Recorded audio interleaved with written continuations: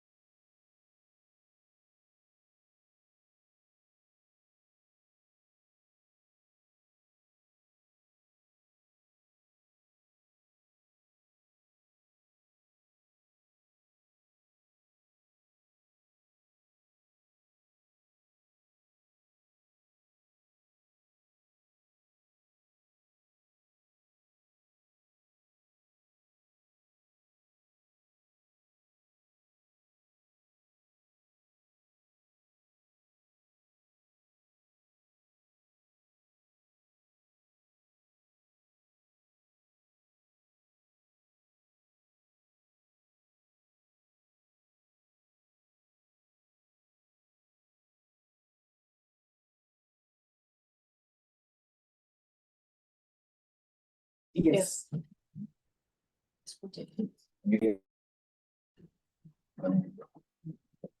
Can you also, do you have to join this group? Yes, sir.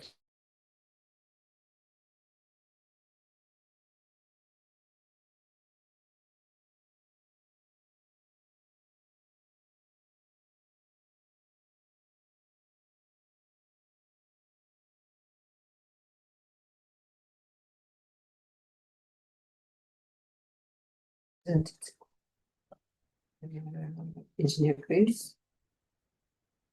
Grace, and Africa.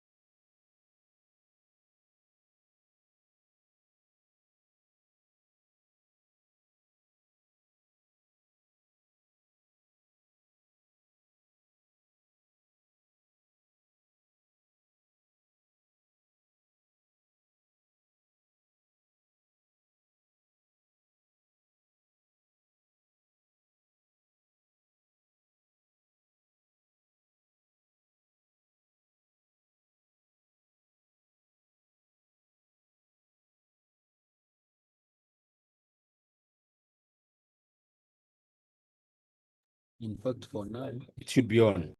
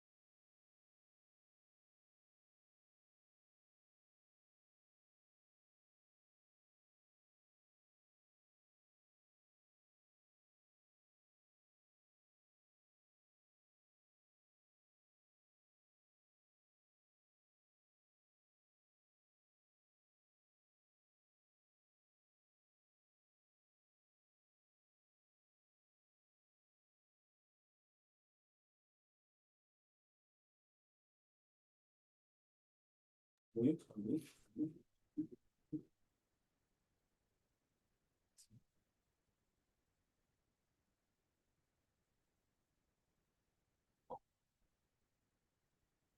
morning, all. On behalf of the Office of the Chief of Staff and Head of the Public Service, the State Department for Roads, and the State Department for Transport, I warmly welcome all participants to this consultative virtual meeting between the Chief of Staff and Head of the Public Service and the State Department for Roads and the State Department for Transport. To begin, I invite Anne Minor to lead us in the opening prayer. Welcome, Anne. Thank you.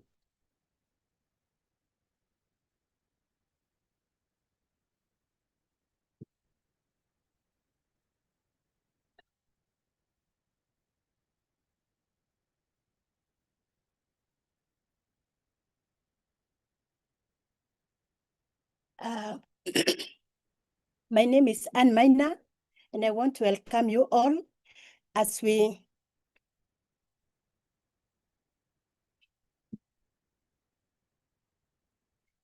My name is Anne Minor, and I want to welcome all of you as we start our meeting with a word of prayer. Let us pray. Father, in the name of Jesus, we come before thee this morning with thanksgiving in our hearts. We thank you, Jehovah God, for this is the day that you have made, that you may rejoice and be glad in it. We thank you, Jehovah God, that you made it possible for us to see this day because you have purpose of all of us. As we start this meeting, we want to commit it before you. As we deliberate things that are in our nation, oh God, we pray that you shall help us, oh Father. Even as we pray for our nation, we pray for the head of state, our president, we pray for all those who are in authority, oh Jehovah God. And we believe that, Lord God, all is well. For those who trust in you, oh God, they cannot move. As we start our meeting, be with us. As we continue, as we deliberate on all things, oh God, we believe that it shall be well. Thank you, Father, and we honor your name. In Jesus' name we pray. Amen.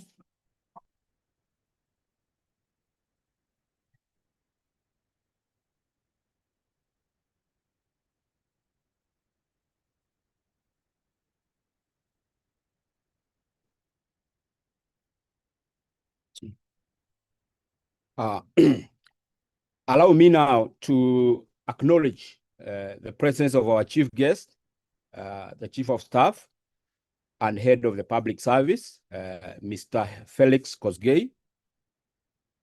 I also take this opportunity to recognize the presence of the Principal Secretary for Transport, Mr. Mohamed Dagal, the Principal Administrative Secretary in the Executive Office of the President, Ada Osia, the Secretary Administration Roads, Mr. Evans Motali, Road Secretary Engineer Gilbert Arasa, the Transport Secretary, Dr. Duncan Huda, the Director Administration Transport, Mr.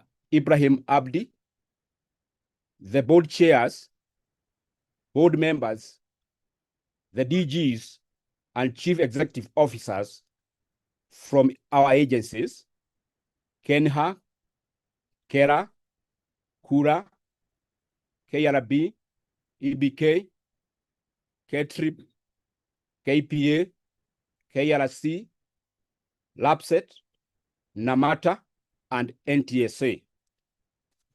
I also want to acknowledge the presence of heads of directorates, departments, and divisions, other senior officers from the Office of the Chief of Staff and the Head of the Public Service, the State Department for Roads, and the State Department for Transport. Also, I want to acknowledge all staff from the ministry and our agencies.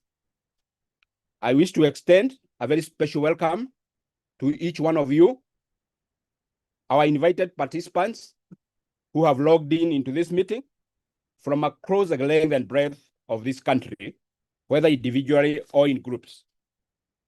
Allow me to highlight the meeting protocols this morning. To ensure a smooth meeting, let's kindly observe the following protocols. Self-introduction. Number one is self-introduction.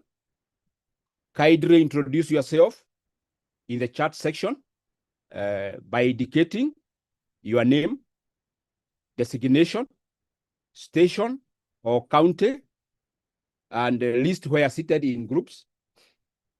This is a Zoom webinar that has been extended to YouTube. Number two, microphones. You will note that this meeting is being held in a webinar format. And all participant microphones are currently switched off. For those who wish to speak, who may wish to speak during the plenary session, kindly raise your hand, after which our technical team will enable your microphone. Number three, questions and clarifications. Participants are directed to use the Q&A function for questions that require responses during the session. Number four is the chat use. The chat section should primarily be used for introductions and brief comments. Number five, dissemination of materials.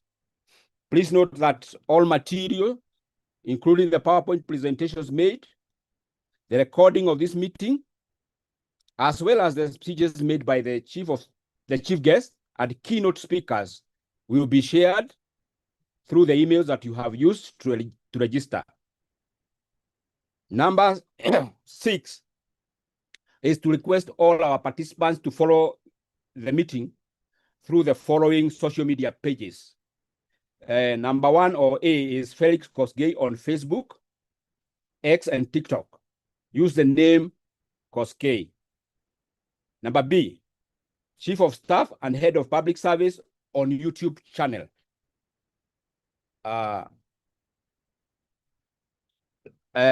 Also, you can send your pictures through the following this consultative meeting, whether alone or in groups, to host number 0722 229 229. And I repeat, you can send your pictures through the following this consultative meeting, whether alone or in groups, to WhatsApp number 0722 229 229. It's now my pleasure to invite Ada Osia, Mr. Ada Osia, the Principal Administrative Secretary in the Executive Office of the President, to deliver his welcoming remarks and to proceed with the rest of the program. Karibu sana, Mr. Osia.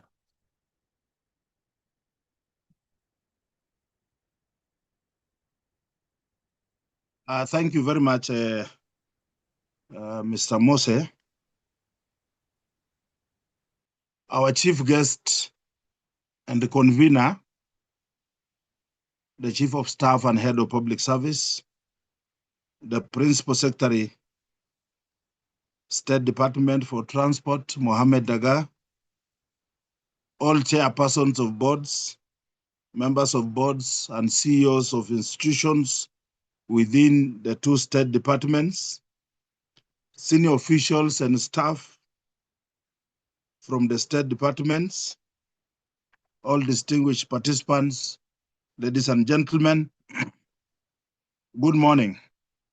My name is Arthur Osia, the Principal Administrative Secretary, Executive Office of the President, and Chief Guest.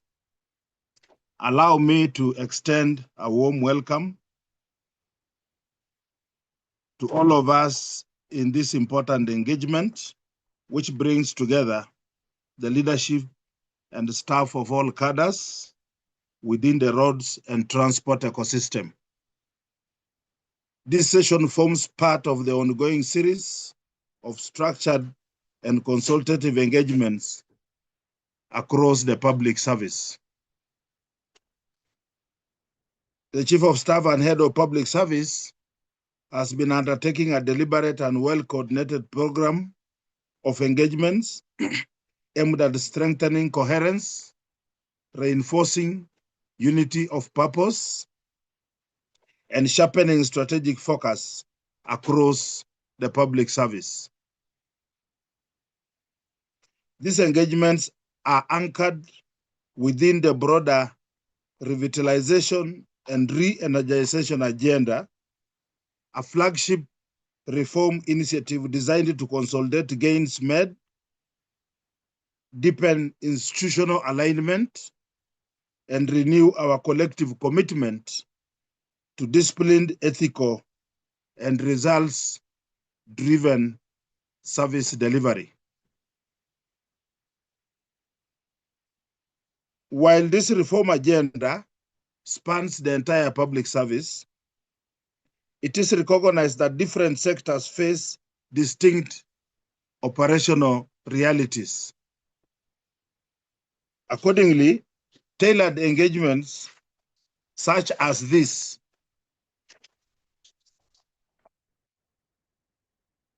are necessary to ensure that specific challenges are addressed and that performance improvements are both measurable and sustainable.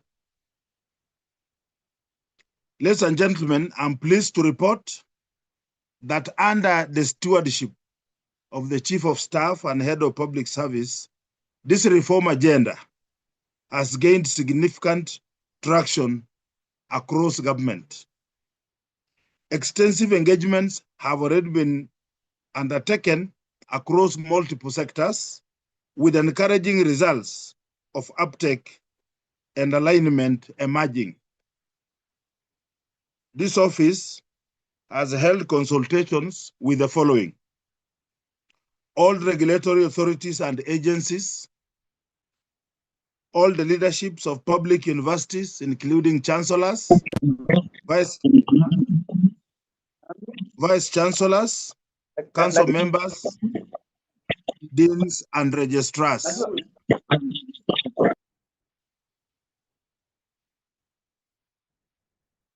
All the leaderships of technical and vocational education and training institutions, including chairpersons of councils, boards, principals, deputy principals, and the heads of departments.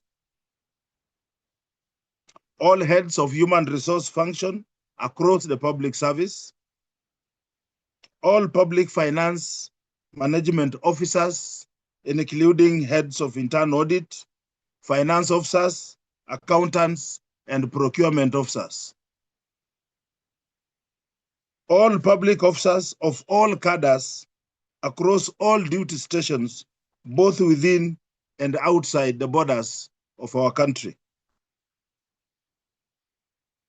All the leaderships of research institutions, all national government administration officers, the leaderships of all our public, primary, and secondary schools, all staff across all cadres in the health sector, drawn from both national and county governments, all staff across all cadres in the water and sanitation sector, drawn from both national and county governments, all staff of all cadres within the security ecosystem, including the entire National Police Service, all staff of all cadres within the environment, climate, and forestry ecosystem. And yesterday, the Chief of Staff and Head of Public Service engaged with all staff of all cadres within the land and energy ecosystem. Today's focus on the State Department for Roads and Transport and all institutions under these state departments is extremely important, given the critical role that these institutions play as citizen-focused entities. The roads and transport sector must function effectively and set the standard for all other sectors in the public service. This is critical given the central role it plays in enabling mobility, facilitating trade, supporting economic growth, and connecting people, markets, and opportunities across the country while ensuring safe, efficient, and reliable transport systems for the benefit of present and future generations. The ultimate objective is clear.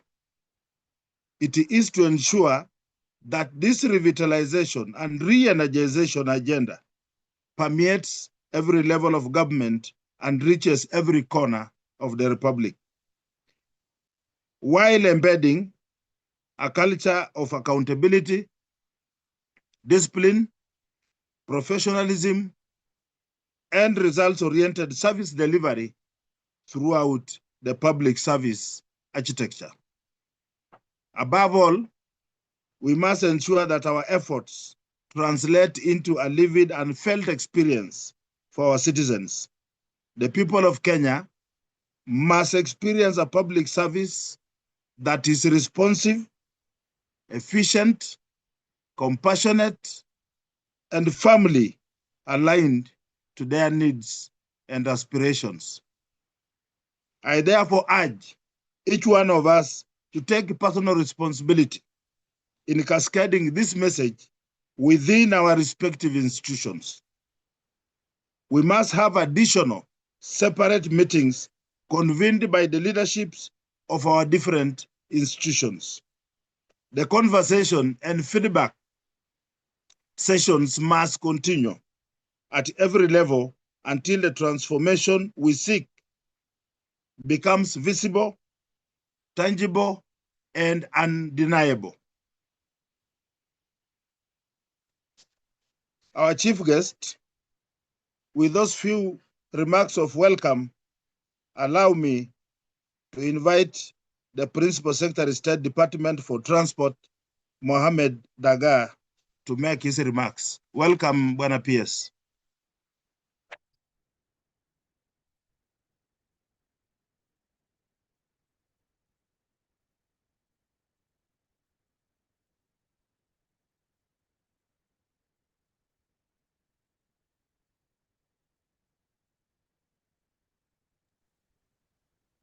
Welcome, welcome, Dagar.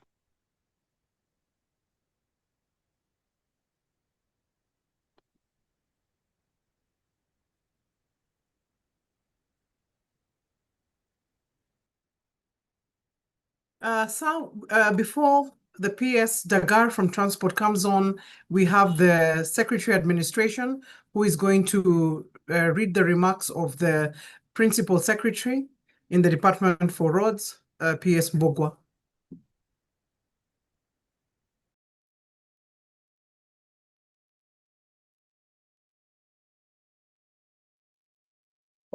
Thank you very much. Good morning, all. Our chief guest, Chief of Staff and Head of Public Service, Principal Secretary, Transport, and riding on established protocols. Before I read the remarks from the Principal Secretary, allow me, sir, to begin by conveying apologies from the Principal Secretary. It was his wish to be with us this morning, but as you are aware, sir is out of the country on official duties. But I read his remarks. It is great honor to welcome you to this important consultative engagement between the Chief of Staff and Head of Public Service and the State Department for Roads. We are sincerely grateful for this opportunity, which reflects the government's continued commitment to strengthening coordination, fostering accountability, and enhancing performance across the road subsector and its agencies. The State Department for Roads derived its mandate from Executive Order No. 1 of 2025 in executing this mandate. The department remains central to national development through policy formulation, development, construction, and maintenance of national road network, material testing, protection of road reserves, administration of mechanical and transport fund, and enforcement of access road control. These functions continue to play a critical role in enabling mobility, facilitating trade, and supporting Kenya's socioeconomic transformation. Ladies and gentlemen, over the last 3 years, the road subsector has continued to record steady progress in implementation of its mandate, even in the face of competing fiscal demands and operational challenges. We have expanded and upgraded bitumen standard, approximately 2,700 kilometers of road network, significantly improving connectivity across the country. This has translated it into enhanced access to markets, schools, health facilities, and economic opportunities, particularly in underserved regions. In the recent past, several roads projects have been successfully completed and commissioned across the country, marking an important milestone in improving mobility and unlocking economic potential. These include key urban links roads that have eased congestion in the major towns, rural access roads that have opened up agricultural zones, and strategic corridors that have strengthened inter-county and regional connectivity. Collectively, these completed projects reflect tangible progress in delivering infrastructure that directly impact the daily lives of citizens. We have also made notable progress of flagship corridors, including the transformative Rironi-Mau Summit section of A8 corridor, spanning approximately 157 kilometers on the northern corridor, which continues to advance within a structured implementation framework aimed at timely and highly quality standard. In addition, the Horn of Africa Gateway Development Project, covering approximately 750 kilometers along the Isiolo-Wajir-Mandera corridor, is steadily progressing and is set to open up northern Kenya, strengthen regional connectivity to the Horn of Africa, and unlocks significant trade, investment, and socioeconomic opportunities for the country and the wider region. In addition, the development of integrated economic corridors incorporating over 105 socioeconomic infrastructure facilities has reinforced a more holistic approach to infrastructure planning, one that connects regions while simultaneously stimulating investment, trade, and inclusive growth. Further, the department is implementing an expanded program targeting approximately 28,000 kilometers of roads to bitumen standard and dual 2,500 kilometers in the next 10 years. This is anchored on the last mile connectivity to ensure that infrastructure investment are felt at the community level, particularly in rural and peri-urban areas. Alongside network expansion, we have strengthened project planning, sequencing, and supervision to ensure improved delivery efficiency and strict adherence to the technical standards. This has enhanced value for money and reduced inefficiency in project execution. Routine and periodic maintenance programs continue to be implemented to preserve existing assets and reduce life cycle costs. The sector has also embraced digital transformation as a key enabler of efficiency and accountability. The deployment of intelligent transport system has improved traffic management and operational monitoring, where the digitization of weighbridge operation has significantly strengthened access road control, improved compliance, and safeguarded road infrastructure. Similarly, strengthening material testing and research through digital system has improved accuracy, consistency, and traceability, ensuring high quality and durability of our road infrastructure investments.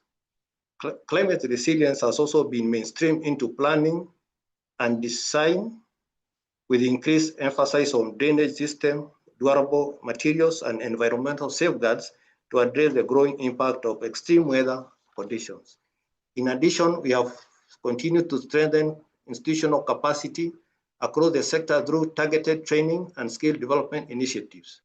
The Kenya Institute of Highway and Building Technology, KIBIT, has played a pivotal role in this regard, delivering specialized training programs in highway engineering, construction technology, and plant operation. These efforts have significantly enhanced the technical competence of our workforce and contributed to improve efficiency, quality, and sustainability in delivery of road infrastructure. Milestone in sustaining sector performance has been in the government intervention to address pending bills through structured mechanisms, including securitization. In this regard, when the current administration came into office, pending bills in the road sector stood at close to 180 billion. Through deliberate fiscal reforms and prioritization of payment, we have now cleared all outstanding obligations to contractors. This has significantly improved liquidity in the construction sector, restored contractors' confidence, and ensure that road projects which are stalled are firmly back on track with uninterrupted implementation nationwide. We are also advancing long-term financing reforms through the infrastructure fund and public-private partnership, which are designed to provide predictable and sustainable funding streams for development. At the same time, we have strengthened governance across the sector through enhanced compliance, more robust accountability frameworks, and stricter oversight in the management of public resources.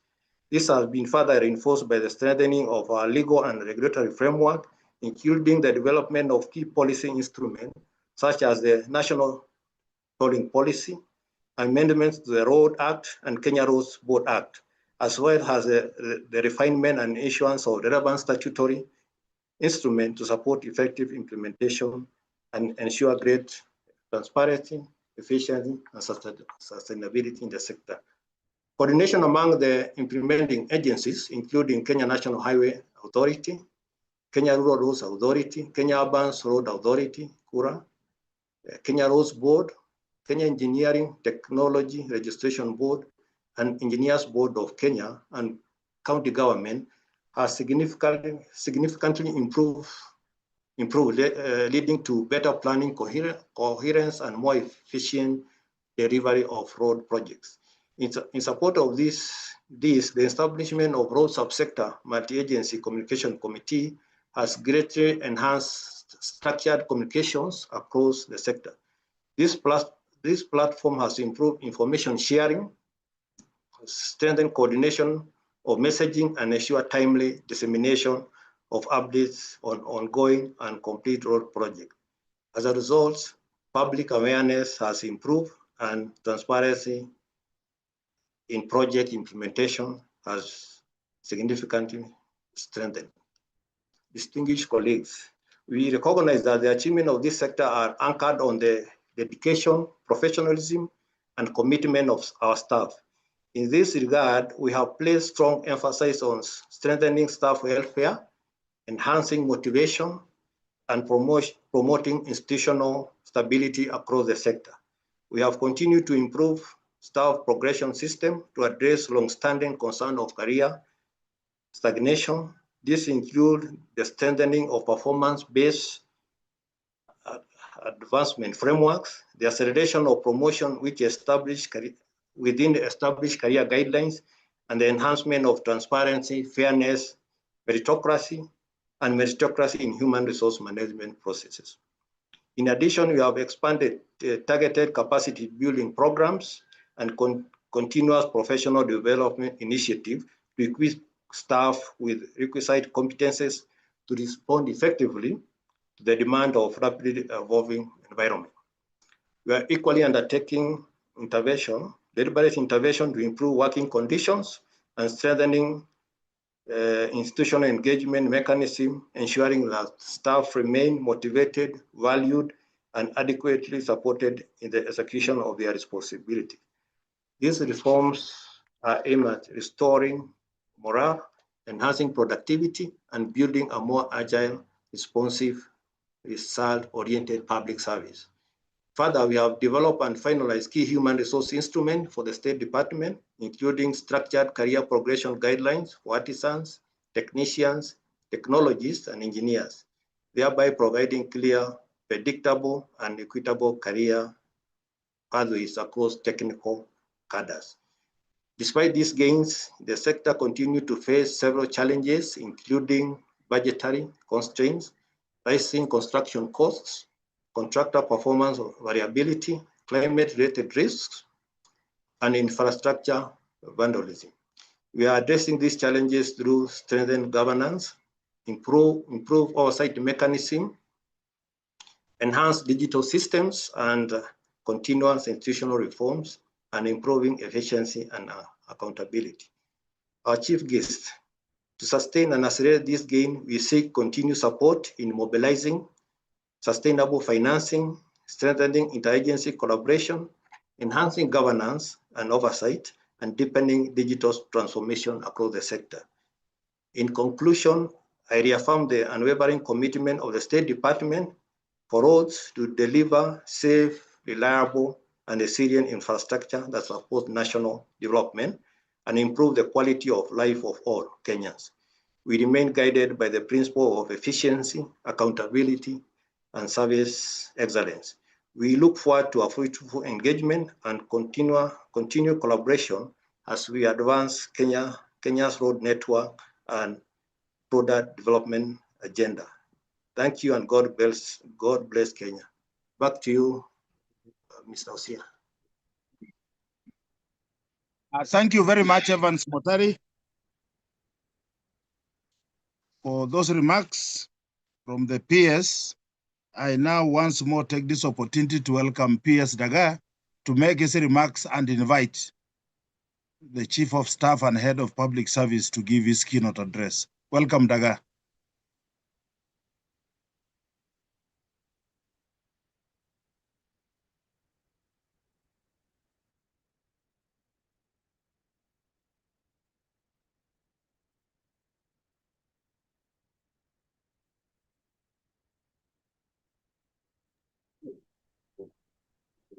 Sorry to interrupt, PS. Your volume is rather low. We can't hear you.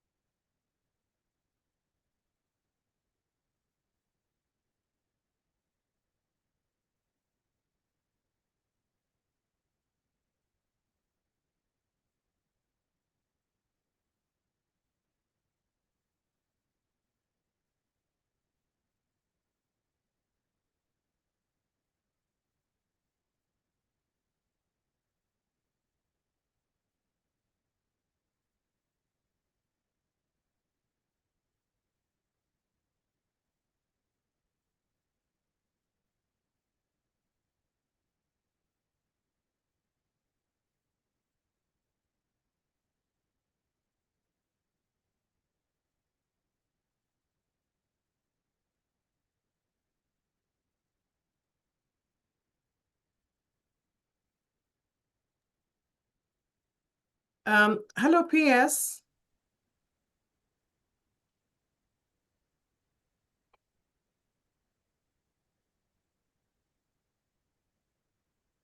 We're giving the PS an opportunity to be able to address the issue regarding the sound on his system. So we'll just give him a few seconds. Am I audible now? Yes, we now hear you, PS. Thank you. Okay.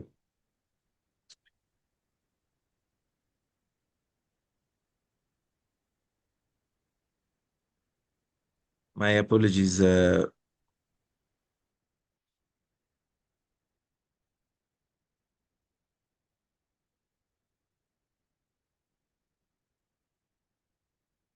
The Chief of Staff and Head of the Public Service, allow me at the onset really to appreciate you for convening this engagement. and for the continued leadership in strengthening public service delivery across government. Ladies and gentlemen, at the core of our work is our obligation to uphold constitutional values, principles of public service, including integrity, accountability, transparency, professionalism, and responsiveness to the needs of the citizens. Ladies and gentlemen, we serve in a sector that directly touches the daily lives of citizens. And therefore, it is important to emphasize that performance is not an abstract or collective concept. It is an individual responsibility that has been already mentioned by the previous speakers.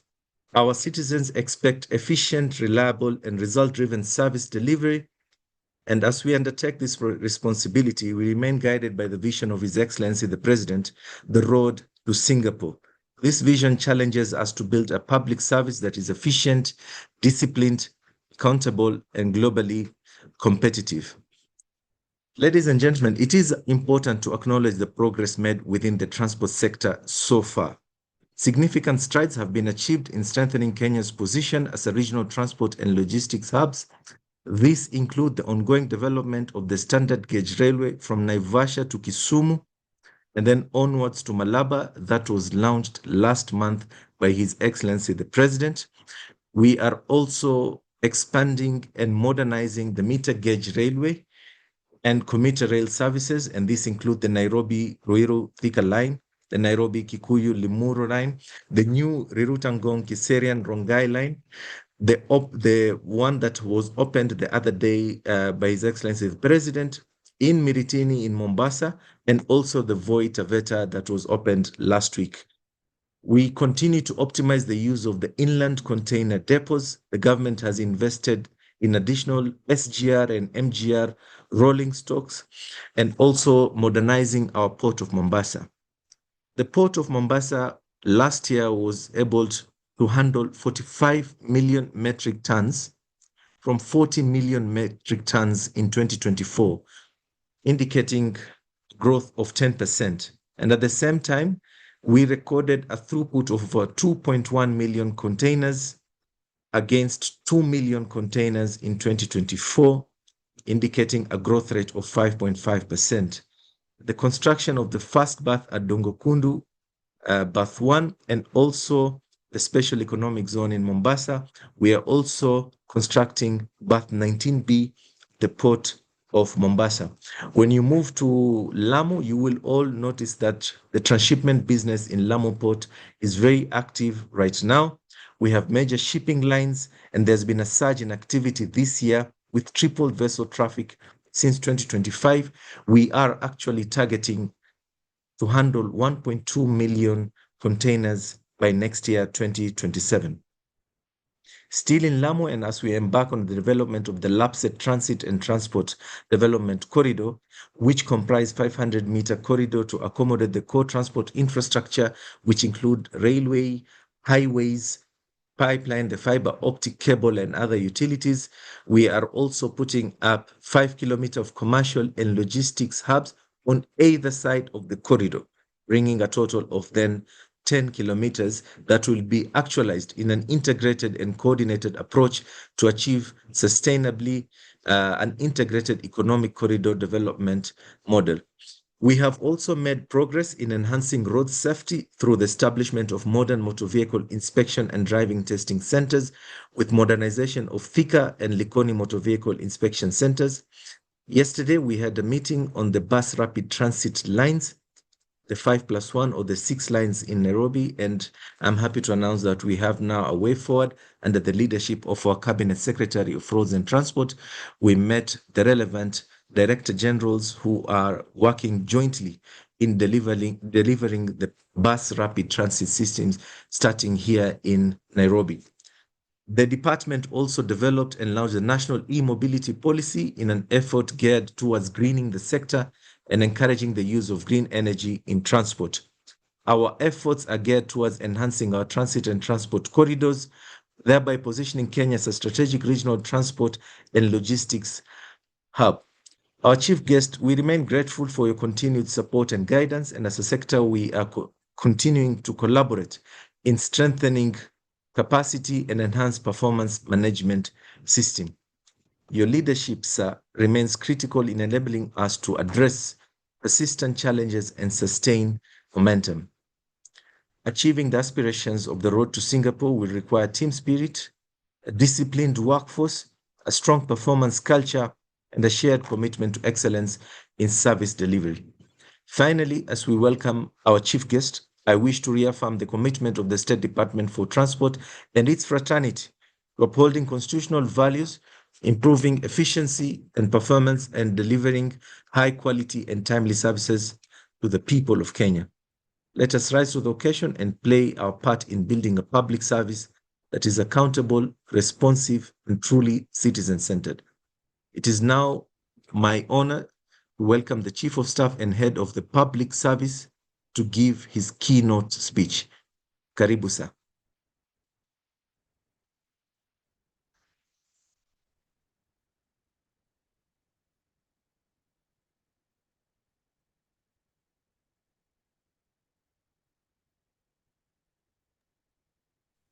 Thank you, PS Dakar.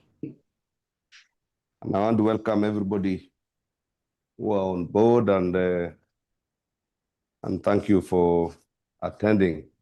So the Principal Secretary, State Department for Transport, Mr. Mohammed Dakar, all chairpersons of boards, members of boards, and CEOs of institutions within these state departments, senior officials and staff from these state departments, all distinguished ladies and gentlemen. Allow me at the outset to express my sincere and heartfelt appreciation to each one of you serving within the roads and transport sectors. The work you do is fundamental to the functioning of our economy and the daily lives of our citizens. Roads and transport systems are not just infrastructure. They are the arteries through which economic activity flows, enabling movement of people, goods, and services across the country. Every road constructed, every kilometer maintained, every transport system regulated, and every safety measure implemented has a direct impact on productivity, connectivity, and national development.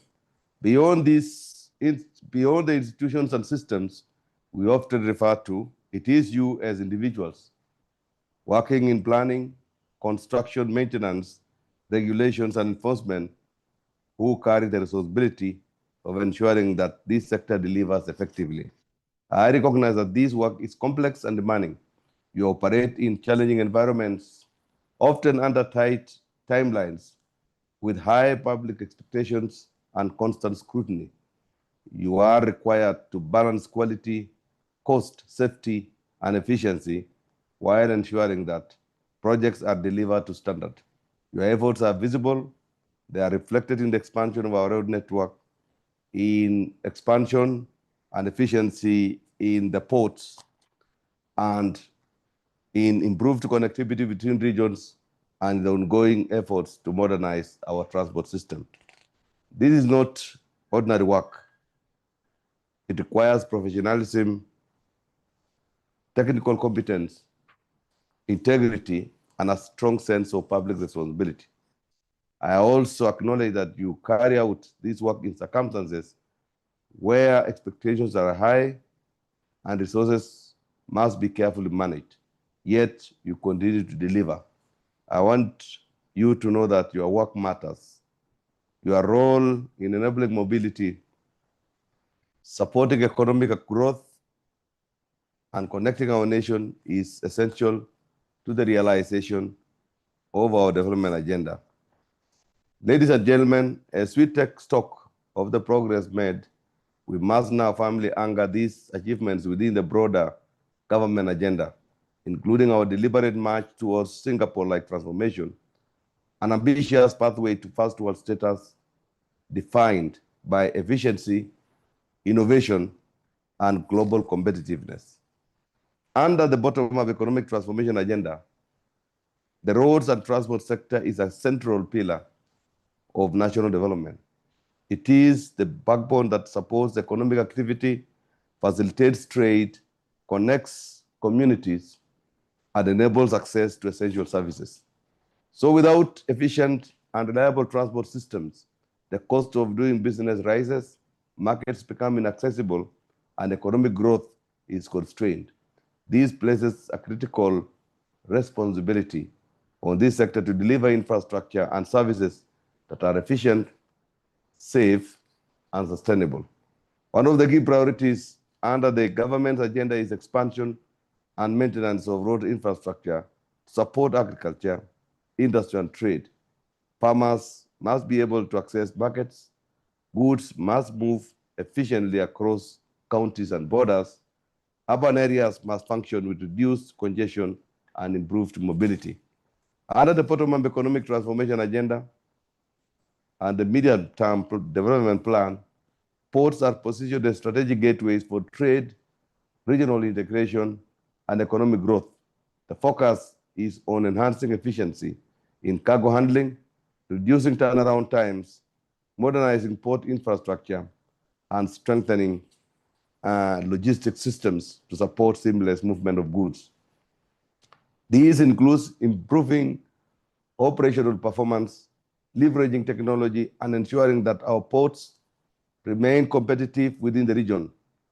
A well-functioning port is essential for lowering the cost of imports and exports, facilitating trade, and positioning Kenya as a leading logistics hub in Eastern Central Africa. Similarly, the rail subsector is central to the vision of building an integrated, efficient, and sustainable transport system.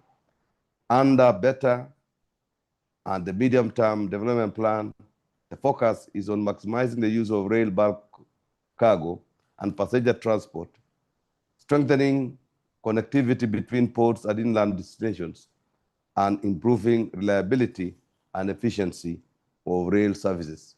Rail is expected to play a key role in reducing pressure on road infrastructure, lowering logistics costs, and supporting industrial growth.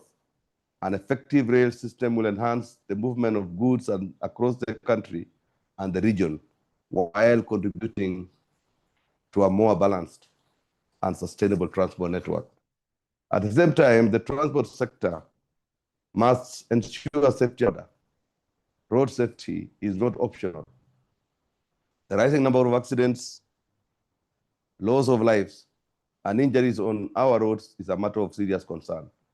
This calls for stronger enforcement, better infrastructure design, and a more coordinated approach across all relevant institutions.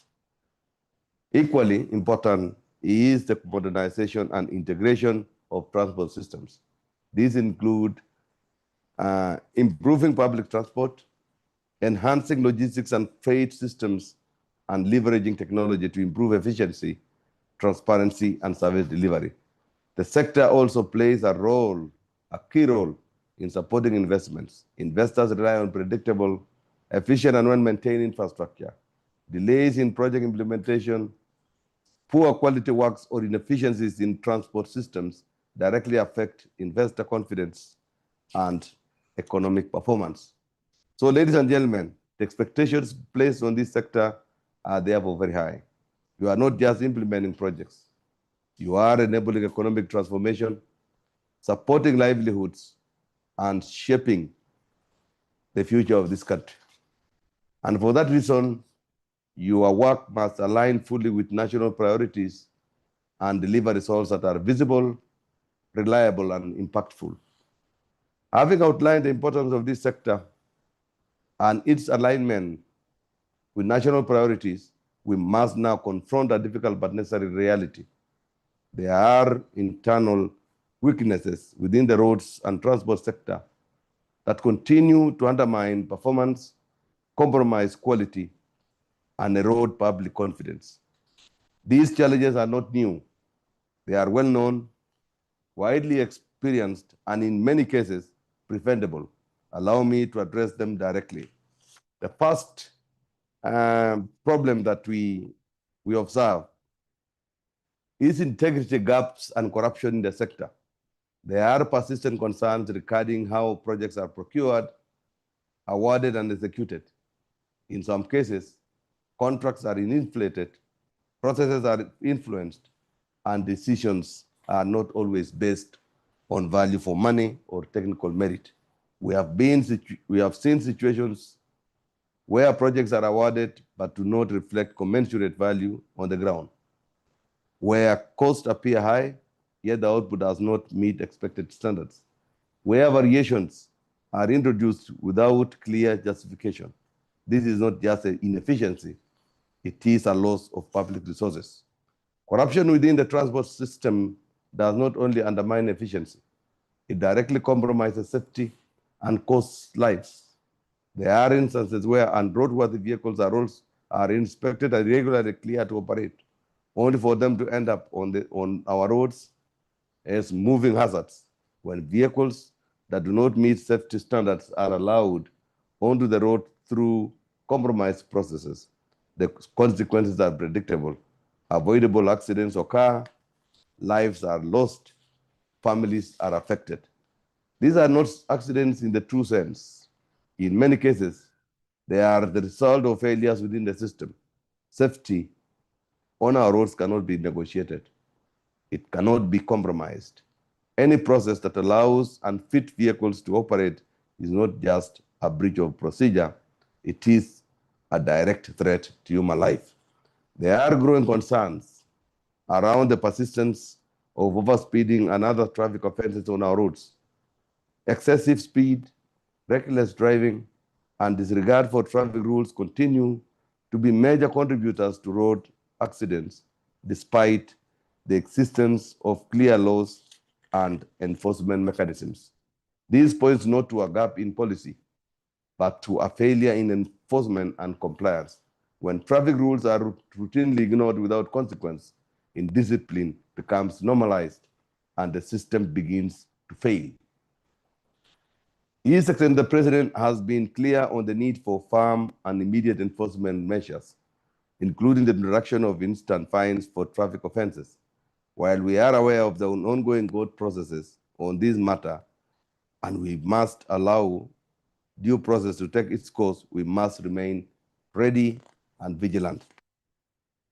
These are the kinds of innovations that this sector requires, measures that enhance enforcement, improve compliance, and restore order on our roads. Integrity gaps in cargo handling. Sorry.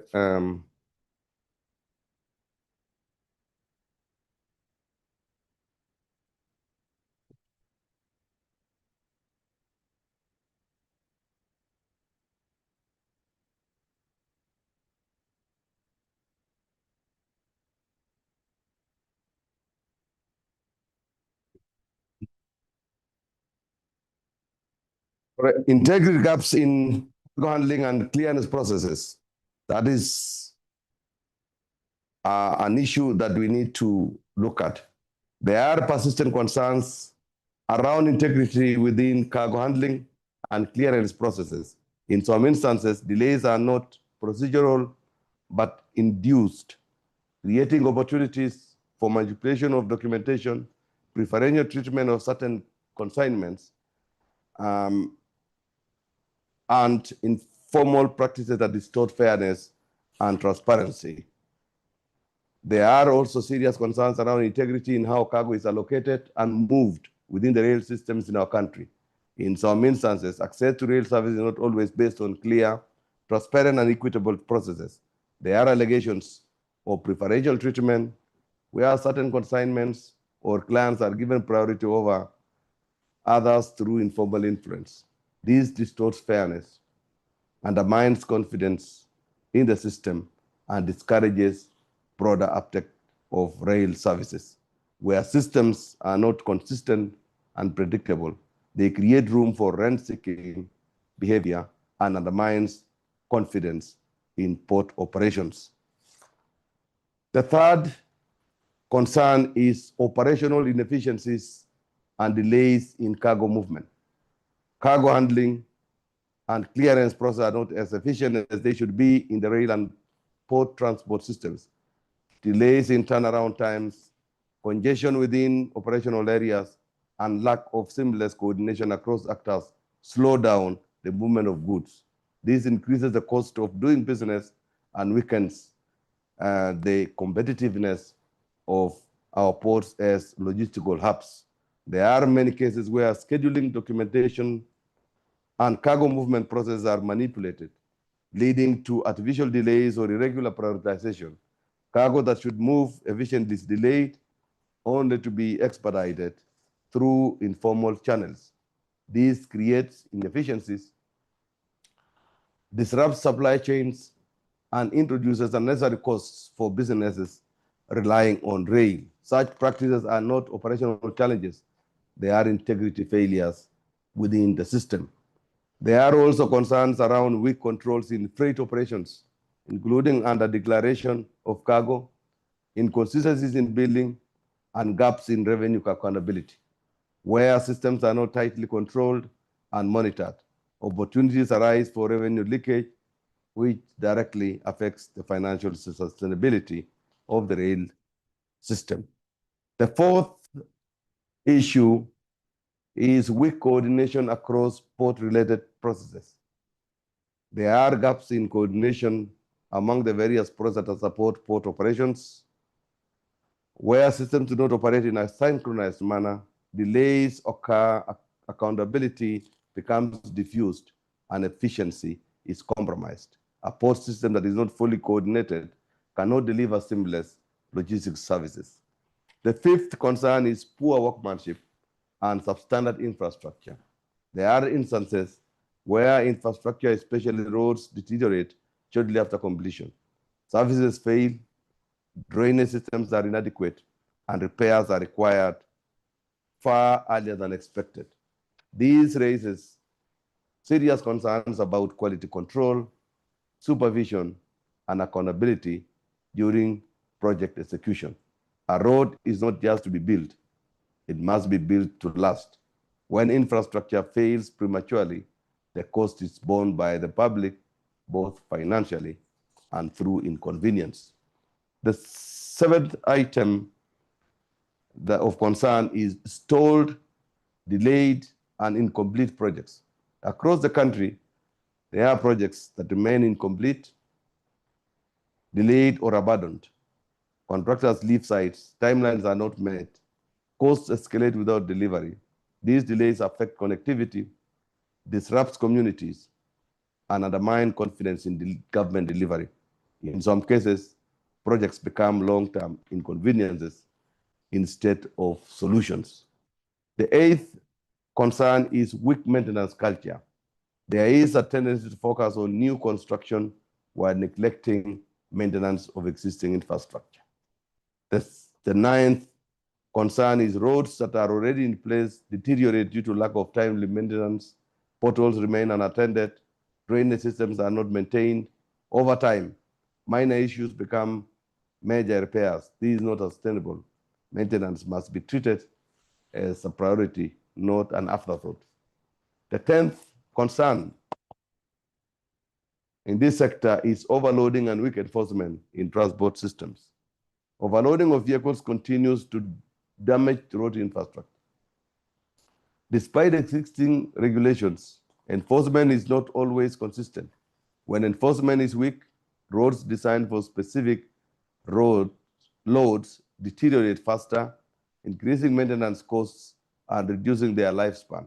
This is a clear example where lack of discipline in the system leads to direct economic loss. The 11th one is fragmentation and lack of coordination across agencies. Multiple institutions operate within this sector, including those responsible for roads, rail, water, transport, safety, and regulations. However, coordination is not always seamless. These results in overlaps, gaps in responsibility, and delays in decision-making. In some cases, projects are implemented without adequate alignment across agencies. The result is inefficiency and reduced impact. The 12th concern is weak accountability and limited consequences of failure.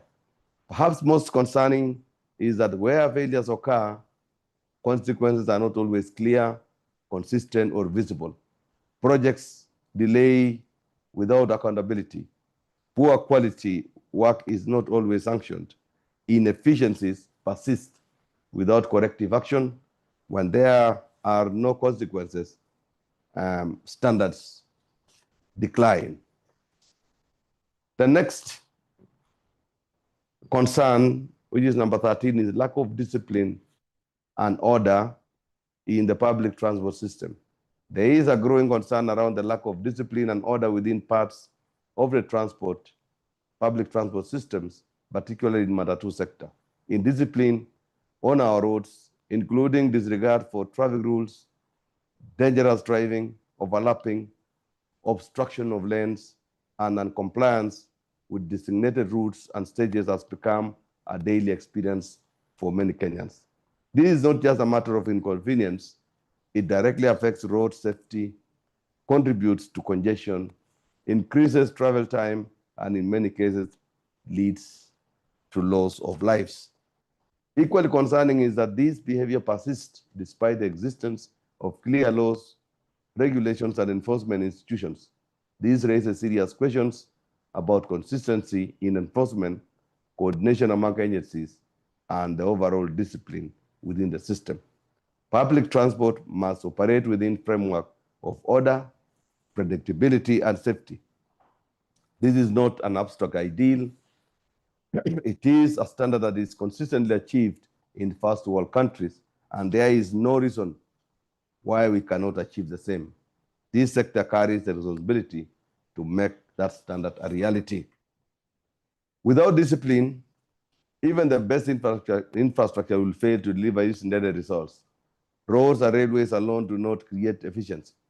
It is order, compliance, and enforcement that turn infrastructure into a functioning system.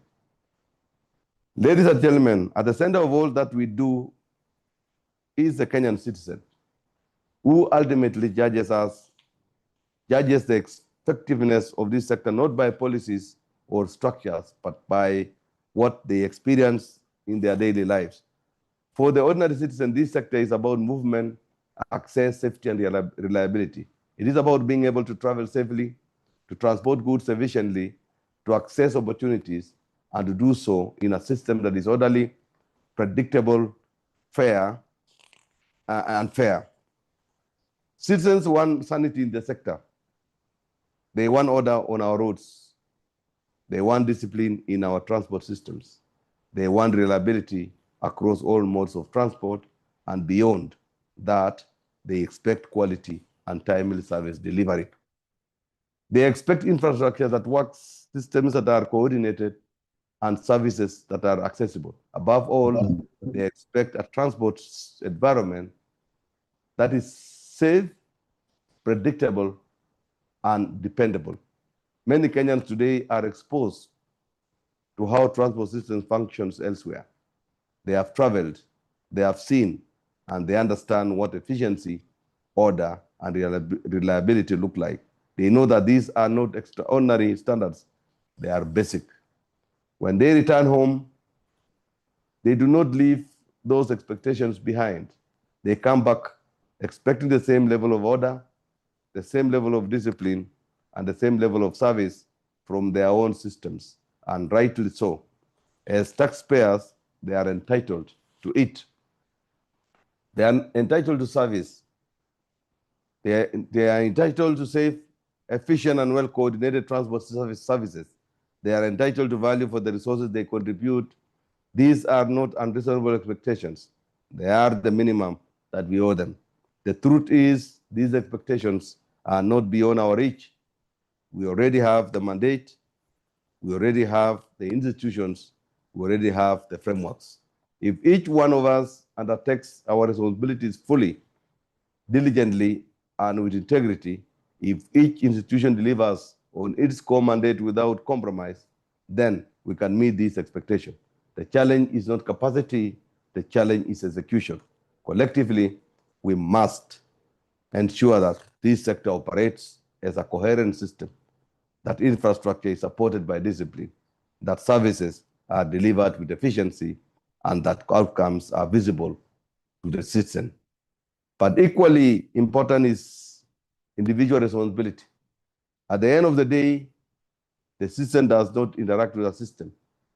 They interact with a person, an officer making a decision, an officer enforcing a rule, an officer delivering service. It is that individual action that determines whether the system works or fails. If we each do what we are mandated to do fully, candidly, and without compromise, then this sector will function as it should. Ladies and gentlemen, the question we must ask ourselves is simple. When a Kenyan interacts with this sector, what do they experience? Order or chaos? Safety or risk? Efficiency or delay? Ultimately, that is the standard by which we will be judged. Having reflected on the expectation of the citizens we serve, we must now turn the focus inward to ourselves as public officers. The responsibility placed upon us is not ordinary. It demands professionalism, integrity, discipline, and unwavering commitment to service. This is the standard we must uphold consistently and without exception. As government, we are deliberately building a public service that is responsive, accountable, and results-driven, one that delivers quality service efficiently, reliably, and with integrity. This direction is clear, and it is not negotiable. It is therefore requires each one of us to take honest and personal reflection on our role within this system. If you are committed to service, to professionalism, and to delivering results for the people of Kenya, then this is your space, and you must stay forward and perform to the highest standard. However, if one is not prepared to uphold these values, if one is unwilling to act with integrity, discipline, and accountability, then a deliberate decision must be made. This sector cannot carry individuals who compromises safety, delay critical services, manipulates processes, or undermine public trust. The responsibility we hold is too great, and the consequences of failure are too serious. Those who are not ready to be part of the public service we are building must reflect seriously, and where necessary, step aside to allow those who are committed, capable, and ready to serve to take up that responsibility. Ladies and gentlemen, the expectation of the roads and transport sector, just like many sectors that we have engaged, are clear, deliberate, and non-negotiable. These are as follows. Number one is alignment with the government's development agenda. All programs and activities must align fully with the bottom-up economic transformation agenda. This includes delivering on key priorities such as road infrastructure development and maintenance, efficient transport systems, road safety, and facilitation of trade, logistics, and mobility across the country. Secondly, reinforcing values and professional standards. Integrity, accountability, professionalism, efficiency, and responsiveness must define how we operate. These values must be reflected in procurement, project implementation, enforcement, and service delivery across the sector. The third is mindset and attitude transformation. We must move from routine processes to results, from activity to impact. It is not about the number of projects initiated, but the quality, timeliness, and reliability of what is delivered. The fourth expectation is breaking institutional silos. We must operate as one coordinated system. Planning, construction, maintenance, regulations, and enforcement must be aligned. Fragmentation leads to inefficiency and weakens impact. The fifth expectation is citizen-centered service delivery. Our work must be felt by citizens. Safe roads, orderly transport systems, reduced congestion, reliable services, that is the standard. The sixth expectation is prudent management of public resources. All resources must be used efficiently, transparently, and strictly for their intended purpose. There must be zero tolerance for wastage, inflated costs, or misuse of public funds. The seventh expectation is strengthening monitoring and evaluation. We must track progress, monitor performance, and demonstrate results. Not just roads built, but roads that last. Not just systems introduced, but systems that work. Not just enforcement policies, but compliance achieved. Ladies and gentlemen, these expectations are directly linked to the challenges we have discussed and the results we must now deliver. This message must not end here. It must cascade to every level, every institution, and every officer without exception. Every leader present here bears personal responsibility to ensure that this agenda is communicated, understood, and implemented. All institutions are directed to align their work plans accordingly, strengthen accountability mechanisms, and ensure strict adherence to the values and standards outlined. Progress must be reported, outcomes must be demonstrated, and gaps must be addressed. Let there be no ambiguity. Implementation is not optional, it is expected, it is required, and it must be visible in the quality, efficiency, and integrity of the services delivered. Ladies and gentlemen, I urge each one of you to return to your duty stations with urgency and purpose. As a nation, we cannot afford inefficiency, order, or failure in this sector. The cost is too high in lost time, lost productivity, and in far too many cases, and lost also of several lives. We are already behind where we ought to be in delivering a transport system that is efficient, safe, and orderly. We cannot afford to lose any more time. The task before us is significant, but it is achievable if we act decisively, diligently, and without delay. Let us move with speed. Let us move with focus, and let us move with determination to restore discipline, efficiency, and transport in the roads and transport sector. I want to add and say that we've seen tremendous growth in the sector, courtesy of your selfless hard work and focus.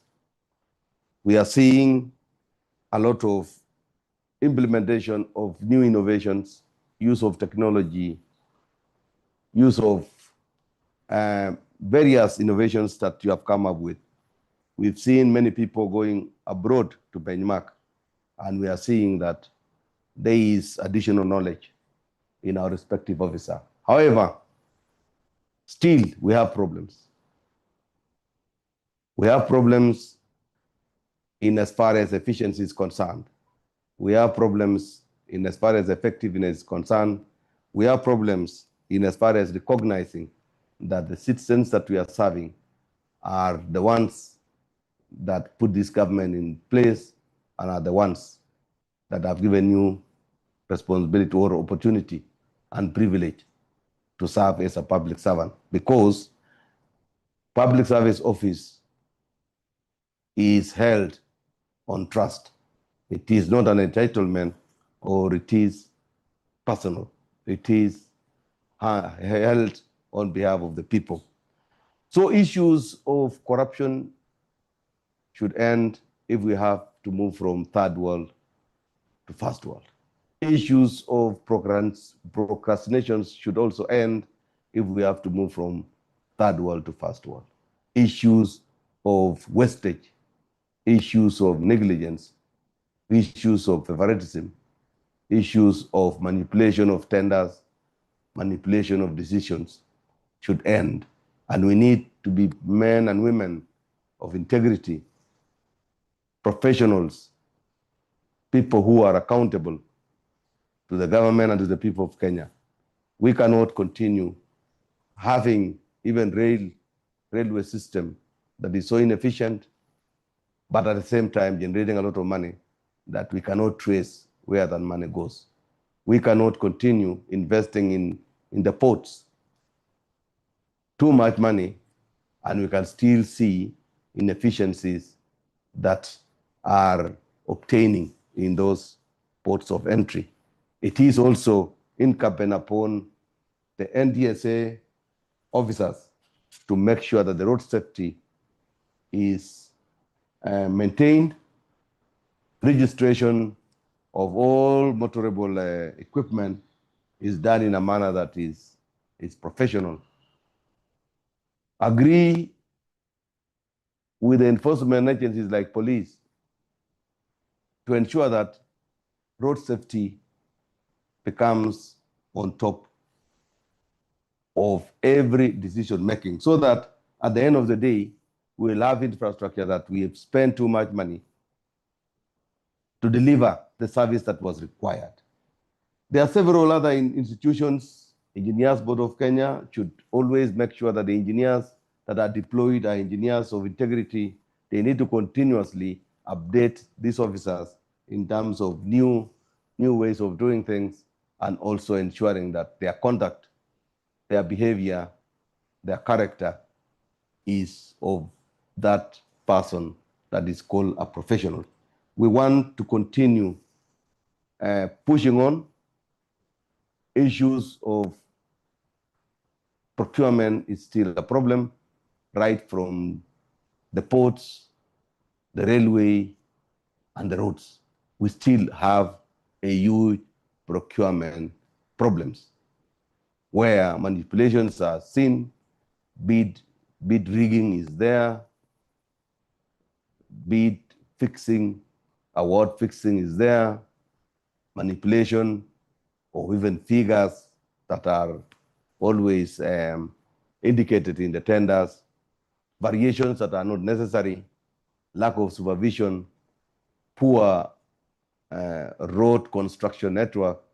You get, for example, I was home a week ago, and you realize that in the documents you get a road stated to be constructed 7 meters or 8 meters or 6 meters. But when you go to the actual delivered road, it is 5 meters. Where did the 2 meters go? Why and how? Same case to other sectors. In railways, we have a lot of problems that needs to be fixed. There are cargoes that are not charged. There are preferential fees on some traders. There are a lot of problems. Issues of assets are not utilized optimally. And this applies across.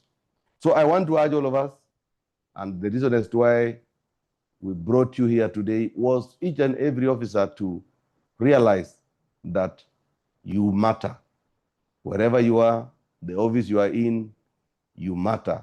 You will contribute effectively to this marching forward to Singapore status if you do the right thing, if you contribute in a professional manner.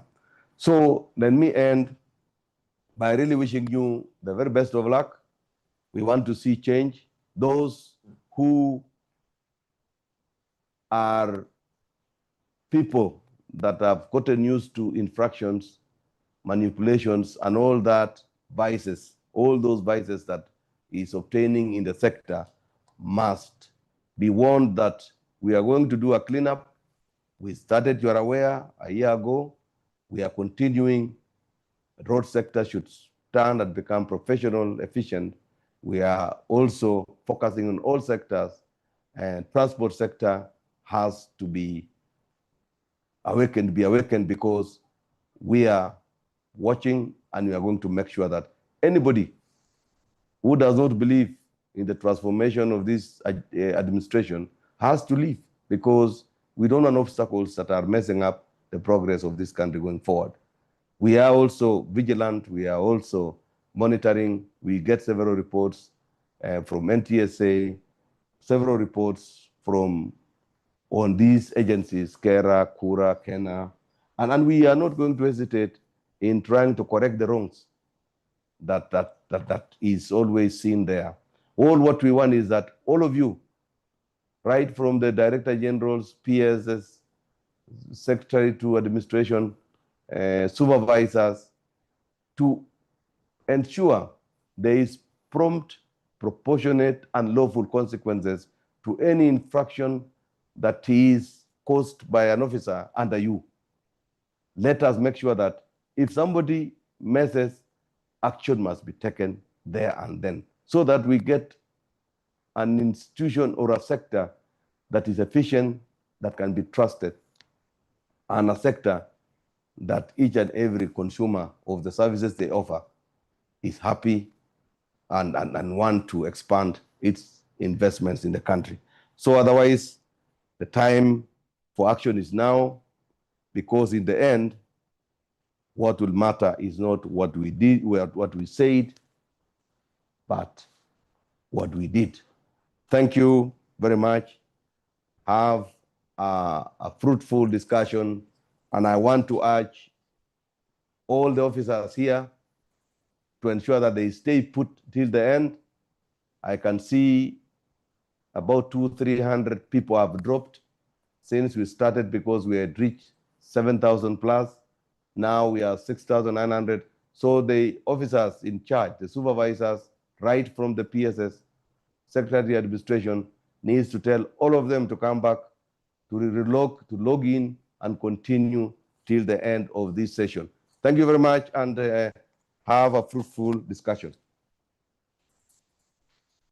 Thank you very much, the Chief of Staff and Head of the Public Service, for that very, very insightful speech that you have been able to deliver regarding the State Department for Roads and that of Transport. We are thankful even for the advisories that you've been able to give us in that speech. I just want to bring to the attention of members in this meeting, for those who may have joined when we'd already begun. One, you need to introduce yourself in the chat section. I see that the majority of you, if not all of you, have done so. I say this because some of you had introduced yourself in the Q&A section. And if you introduce yourself in the question and answer section, then for the purposes of attendance, the system will not pick up your name, your designation, and all those that you've been requested. So kindly ensure that you do introduce yourself in the chat section, citing your name, your designation, your duty station, and the county from where you are logged on. I also want to bring to your attention that for those who will wish to say something during the plenary section, which is going to come down the road, that you will be requested to raise your hand. If you look at the bottom of your screen, there are several icons there, and those icons include the chat section, where you are being requested to be able to provide your name. The section also includes the React button, where you can be able to tell us your mood. Do you want to congratulate the Chief of Staff and Head of the Public Service for what he's been able to say? You can use the React button to be able to show what it is that you feel. And then you can also be able to go to the Q&A section, where we are asking you to raise the questions that you would like to be fielded by the State Department for Roads and that for Transport. So please go to the Q&A section. There's a big team standing by from the State Department for Roads and the State Department for Transport to be able to respond to your question. So please do so. And then I also want to point out that all of you who have registered and were able to register on the Google platform, again, if you're in this meeting and have not registered yourself on the Google platform, kindly do so, because it is through that platform you will receive the message from the Chief of Staff and Head of the Public Service, the message from the PSs for Roads and the PS for Transport, and all messages and presentations from this session, including the recording, of this meeting. So please ensure that you have registered on there so that you can be able to receive this communication. Now, for the social media, the Chief of Staff and Head of the Public Service is on social media. That is Felix Koskei, Koskei with a Koskei. That's on Facebook, X, and TikTok. And then you can also find him on YouTube, on Chief of Staff and Head of the Public Service. And if you go onto the YouTube page for the Chief of Staff and Head of the Public Service, you'll also find other relevant videos of past events he has had with the other state departments. Feel free to look there and be able to see what he has said in the different sectors. Now, I do want to remind you that the topic of this meeting is our collective responsibility as public officers in implementing the constitutional values and principles of public service, improving performance and efficiency to optimal levels, and providing premier services to the public qualitatively, quantitatively, and timelessly. And this is what the Chief of Staff and Head of the Public Service has been pointing out in his message to us today. Now, he has indicated, of course, and I do reiterate, that we need to stay in this meeting to the end so that we can be able to get all the messages from all the various speakers, including our DGs within this sector in the remarks section. And we're thankful for the pictures we're seeing. You were requested earlier on to be able to send pictures either of yourself, selfies, or of yourselves in teams, following this to the number 0722 229 229. I'll repeat that, 0722 229 229. Already we see very beautiful pictures. Thank you for that. It's wonderful to see all of us, from the different parts of this country following this meeting. And please remember, it's voluntary. For you to send your pictures, it is voluntary. You are not under any obligation to do so, but it does help us to be able to gain a picture of how we are doing in terms of reaching the different audiences. Now, Chief of Staff and Head of the Public Service, I do want to bring to your attention that in your letter inviting persons to this meeting, you did ask the principal secretaries for roads and transport to be able to facilitate their staff to attend this meeting. And I do want to report to you that in this sector, the two principal secretaries have really, really been able to rally their state department as well as the agencies under these state departments to be able to facilitate their staff truly, because they are sat in groups in so many of the stations, so that members are able to follow this meeting in large numbers in different stations. And so I just thought it's important for you to be able to just appreciate that the two principal secretaries went out of their way to facilitate. And at this point, I just want to continue with the program by calling my colleague, Collins Kiprono, Mr. Collins Kiprono, who is the Secretary, Legal Affairs in the Office of the Chief of Staff and Head of the Public Service. He will be followed immediately by Engineer Gilbert Arasa, who's the Secretary, Roads, and Engineer Arasa will be followed immediately by Dr. Duncan Honda, who's the Secretary, Transport, and thereafter will come CPA Duncan Kichamu. So in that order, Mr. Collins Kiprono, Engineer Gilbert Arasa, Dr. Duncan Honda, and then CPA Duncan Kishamu, whereupon my co-moderator, Mr. John Mose, will come in to guide us through the next section. Welcome, Collins. Thank you. Thank you very much, Dr. Linda Musumba, Chief of Staff and the Head of Public Service, PS Transport, our PAS in the Executive Office of the President, chairpersons, board members, CEOs, all the esteemed participants and colleagues from the roads and transport sector. Ladies and gentlemen, good morning. On behalf of the Office of the Chief of Staff and the Head of Public Service, I'll be setting context for this particular webinar. And as I set context, I'll start by making an institutional perspective to the Office of the Chief of Staff and the Head of Public Service, whose core mandate is to support organization, coordination, and effective and execution of the government business. This is done across the entire public service. And this office is established in three-pronged. Number one, we have its root under the Constitution, and particularly under Article 132 of the Constitution, which provides the basis for this particular role.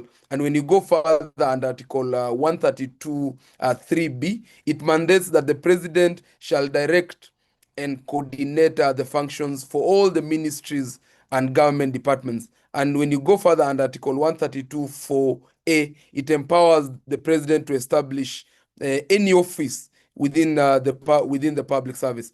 And when you go further, the National Government Coordination Act then establishes the office of the head of public service. And on the third prong, as I had pointed, this office is established under Executive Order number 1 of 2025, which now gives, it breathes light to the operational expression and the functions of both the Office of the Chief of Staff and the Head of Public Service. And this executive order, which I'm sure colleagues were well versed with, provides for 8 high-level functions of the Office of the Chief of Staff and the Head of Public Service. But now, for the purpose of this engagement and this webinar, I'll be speaking to 6 of these functions, being the ones that are most directly connected to the 3 thematic areas for our engagement this morning. These thematic areas are the constitutional values and principles within the public service. This speaks as well to the legal compliance that pertains to these values. The second thematic areas is the performance and efficiency, and finally the delivery of services to the citizens in a qualitative, quantitative, and in a timely manner within the entire scope of the public service. So, colleagues, when you look at the screen, the presentation that speaks to these 6 functions that I've alluded to. The first function is the Chief of Staff and the Head of Public Service is the administrative head of the Executive Office of the President. This is particularly expressed under the provisions of Section 7 of the National Government Coordination Act. In this capacity, colleagues, this office sits and supports the orderly functioning of the Executive Office of the President. This is an important function within the roads and transport sector because the mobility is one of the most strategic areas of public administration, affecting a huge array of issues from trade, agriculture, health, all the way to the general public administration. So this office therefore provides the high-level administrative anchor within which government ensures that matters arising from this sector are situated within the wider framework of being undertaken in a lawful institutional order and in a manner that is coordinated to ensure that government function is seamless. The second function, colleagues, is that this office has an overarching mandate over all public entities. And what do we mean when we say public entities? These are institutions of government through which public functions are performed, where public functions are rendered and delivered, public records are kept, so that, and fundamentally where these institutions draw their resources from the consolidated fund. So all of us fall within the purview of what is defined as public entities. So this role again is done on behalf of the president, and it ensures the supervision of the public service to secure proper functioning of government. In the road sector as well, this is relevant, especially because this sector issues are rarely confined within one institution. Roads development, maintenance, all the way up to the issue of the axle load, or the issue of the ports, rail, logistics corridors, urban mobility, often requires several ministries and agencies when rendering its function. So this function speaks directly to the need, as the Chief of Staff and the Head of Public Service pointed out, of coherence and reduced fragmentation, so that we have a faster resolution of these cross-cutting issues once they arise. The third function speaks to the issue of promotion of ethics, good governance, and efficiency and effectiveness. So again, in the road sector, this is relevant because the issue of integrity, transparency, professionalism, and safety and fairness comes to the fore, and whether skills and talent are properly placed so that we meet the expectations of the public while acting ethically and in a manner that is competent, and emphasis being put on meritocracy. When you go to the fourth function, it speaks to the issue of transmittal of executive directives, orders, and presidential proclamations. Colleagues will note that from time to time we are able to we receive circulars from our relevant ministry, that is the Ministry of Transport. We receive circulars from the Office of the President. We receive circulars from the National Treasury, Public Service Commission, Salaries and Remuneration Commission. This is done to ensure that government works in a way that the direction is communicated in a very clear manner, and these directions are translated into an administrative action. So the government communicates through circulars, so that when the government needs to address its priorities, when the government require to cascade any information that would require a timely follow-through, the same is communicated through circulars. And the Chief of Staff and the Head of Public Service is in charge of ensuring that this is done in a very coherent manner. The fifth function, which I speak to the fourth one, is the transmittal of policy advisories by way of circulars. These ones that originate now particularly from the Executive Office of the President. This as well ensures that these advisories which are being rendered are standardized when it comes to the implementation. They clarify any expectations that come with the rendering of our services, and it communicates with clarity any policy direction and strengthen consistency across all institutions and all the service points while we are doing our mandate. The sixth function, colleagues, in this office is the Chief of Staff and the Head of Public Service is responsible for the overall effectiveness of the public service. This is a function that speaks to the rest of the 7 functions. So it means that the ultimate concern is not merely whether institutions exist, but whether they are producing the results that are expected of them. So in this sector, that means that whether roads are being delivered and maintained in an efficient manner, whether the ports and the rails and the public transports are functioning effectively, and whether safety outcomes are improving the day-to-day lives of the Mwananchi, and whether the public experiences in the sector are efficient and they are responsive and transparent while it's being rendered.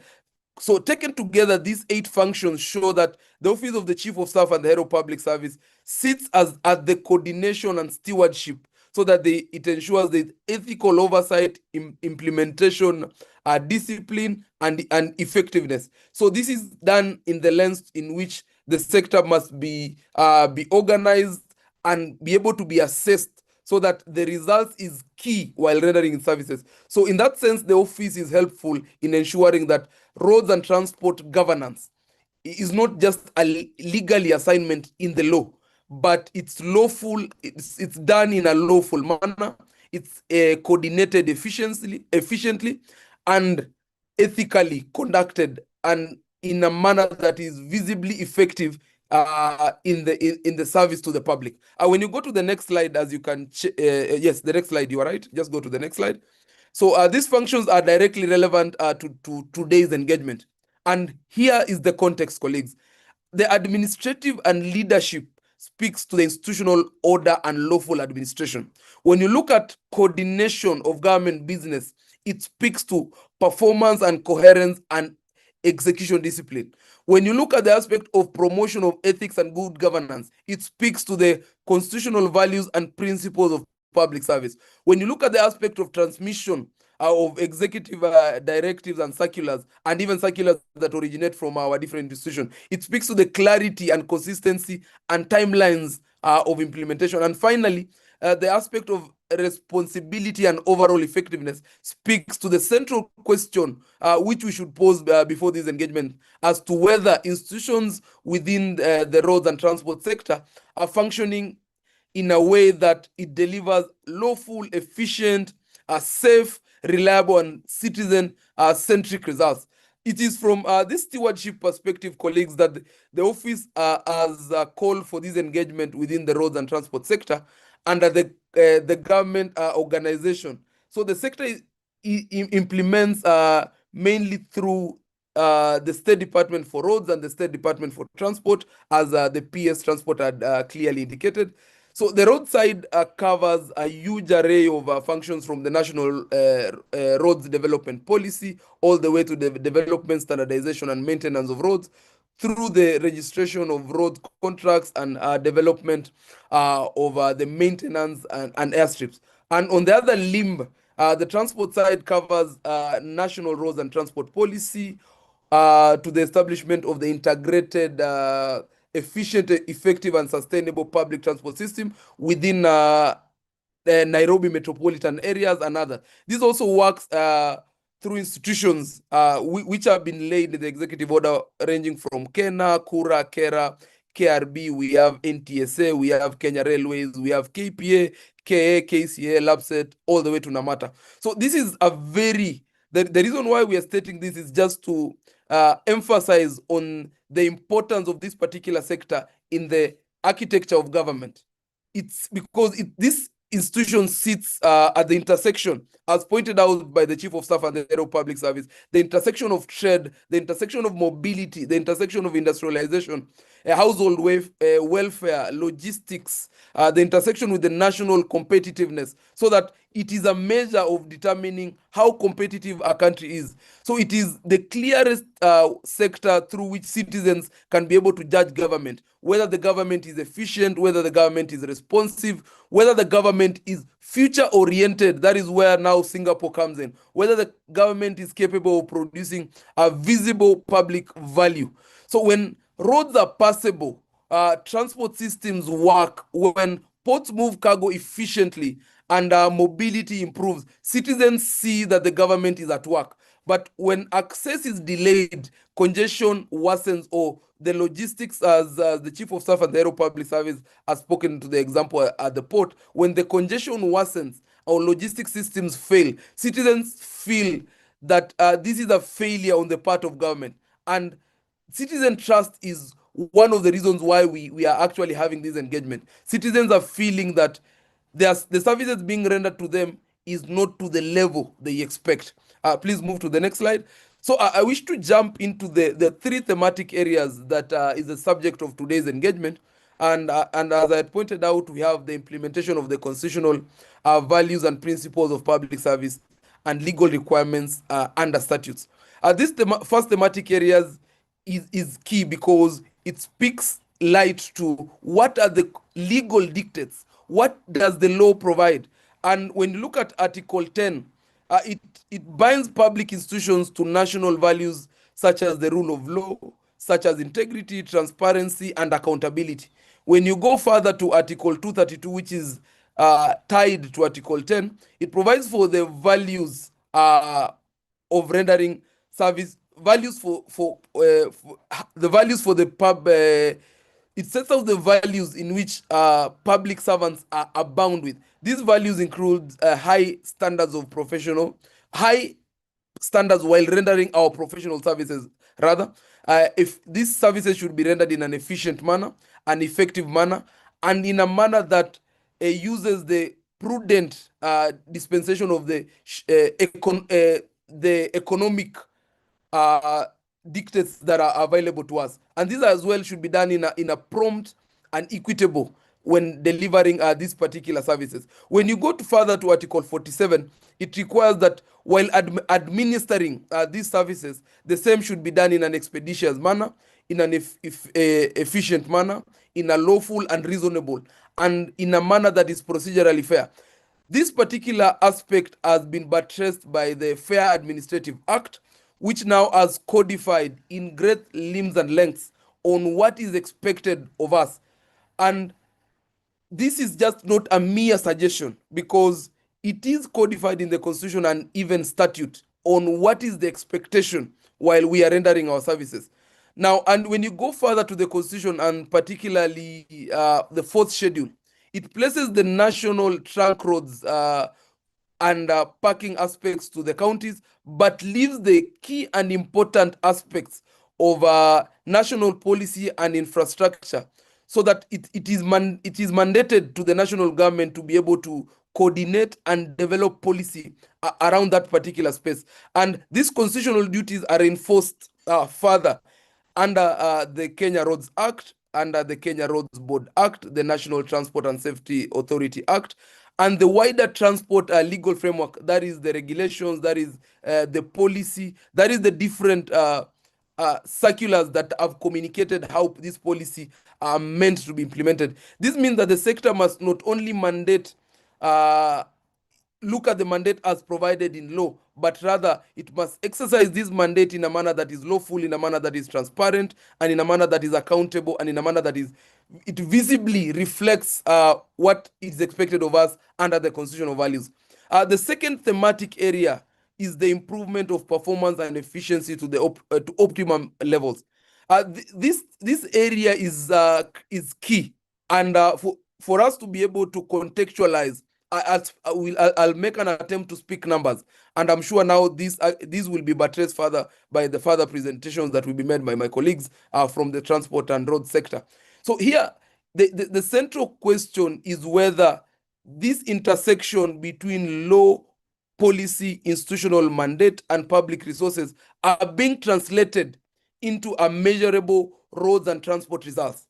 And this is where now performance indicators in the sector are seen through the roads development and maintenance, reduced transport and travel disruption, growth in the logistical throughput, as the PS had highlighted, improved port and rail efficiency, and better transport systems that are in place so that they are safer and they are more reliable. So this efficiency is seen through a coordination approach, which is done in a manner that is disciplined in the execution thereafter.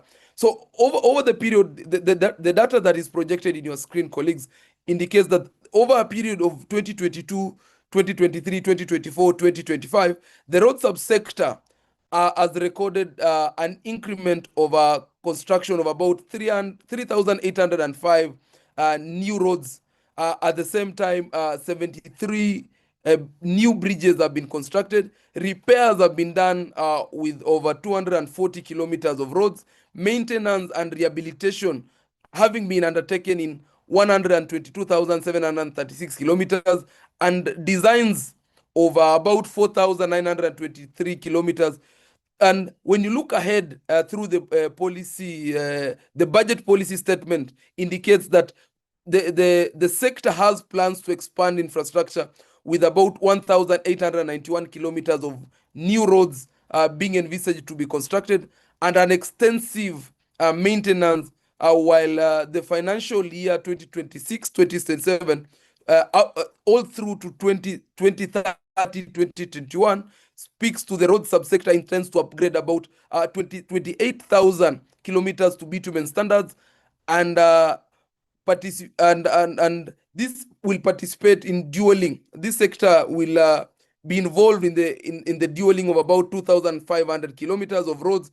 On the transport side, the Port of Mombasa is current in their dashboard. It indicates that 45.45 million metric tons of annual cargo throughput has been able to be achieved, with 2.1 million TEUs, that is the 20-foot equivalent units, while the authority separately reported that they are handling about 41.1 million tons of cargo in 2024. These have surpassed the 2 million TEUs for the first time. So all of you, this is a huge milestone that you've been able to achieve through a coordinated, through better coordination that have been undertaken between the two institutions within the sector. But this measure can be better done through stronger logistics performance, cleaner and safer travels, and faster project implementation, and more disciplined inter-institutional coordination. But this is short to say that this is actually, if the road to Singapore were a bus, you people are earning your seats in the front row. You people are indicating that you can put mechanisms that will be able to achieve this aspirational road to Singapore as the mechanisms and the expectation that is put within the sector is a very, very, very key indicator. And when you go to the next slide on the aspirational road to Singapore, this administration has clearly set out its sights on transforming this, transforming rather Kenya into Singapore within our generation. This is a journey that has been started by the president himself and is being coordinated by the chief of staff and the head of public service by ensuring that is coordinating now the aspects that will speak to the fixing. These are expected to be done in an orderly, efficient, and a transparent manner. And a useful local example, colleagues, is the Nairobi Expressway, which in its official policy documents describes it as a landmark toll road, offering more efficient transportation system for the city and the residents at large. And when you look at the port of Mombasa, whose record growth I've pointed out in my previous conversation, demonstrates that there is a consistent investment process that is working towards improvement and operational discipline that is working to achieve this road to Singapore. But in the context of the journey to Singapore, colleagues, it means that the roads and the transport sector must be cleaner, it must be quicker, it must be safer and more reliable. And the aspect of transparency as well is very key. And when you look at the 2026 budget policy statement, just go to the next slide. It identifies major ongoing transport projects, which includes the Rironi Nakuru Mau Summit road project, while the ministry has also highlighted the 740-kilometer northeastern programs that seeks to open up the northern frontier of this country, all the way from Meru, Garissa, Isiolo, Wajir, all the way up to Mandera.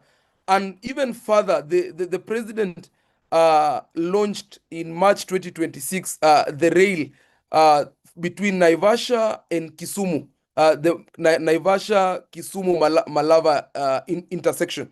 This is transformative when you look at it in our aspirational road to Singapore within our generation. And colleagues, before I leave this Singapore conversation, it's important to point out just one single element that is very, very, very, very key for us, because the road to Singapore in our generation cannot be achieved through infrastructure alone. This road to Singapore will happen if we fix both infrastructure, which we consider to be the hardware, and the software within the public service. And what do we mean by this? The hardware is the visible side of government. That is roads, that is the rail, that is the power, that is the hospital, that is the affordable housing, that is the digital systems, offices, equipment, and the general public infrastructure. So without the service delivery, will still remain slow and uneven when it comes to the efficiency. But the hardware cannot work without the software. The software is what makes the hardware work. This is where now we're talking about leadership. This is where we're talking about values. This is where we're talking about discipline. This is where we're talking about ethics, coordination, and emphasis being put on meritocracy. So a country cannot build modern infrastructure and still fail to address the institution, to address issues when the institutions are weak, when officers are not accountable, when the processes are slow, when the public still lack the elements of urgency. And you notice, colleagues, the president is really working hard together with all infrastructure that is backed by the cabinet secretaries and the PSS to ensure that they fix the hardware. But the software is being championed by the chief of staff and the head of public service. That is now where the chief of staff and the head of public service is calling all of us to these virtual engagements so that we can be able to address the aspects of software. Software is where all of us come in. And colleagues, it should never be lost on us that when you see screaming headlines where it is said that the government is corrupt, that the government is inefficient, that the Kenya Ports Authority has issues, that the Kenya Railway has issues, that Kura, Kenya Roads Board has issues. When they speak about government, they are talking about you and I.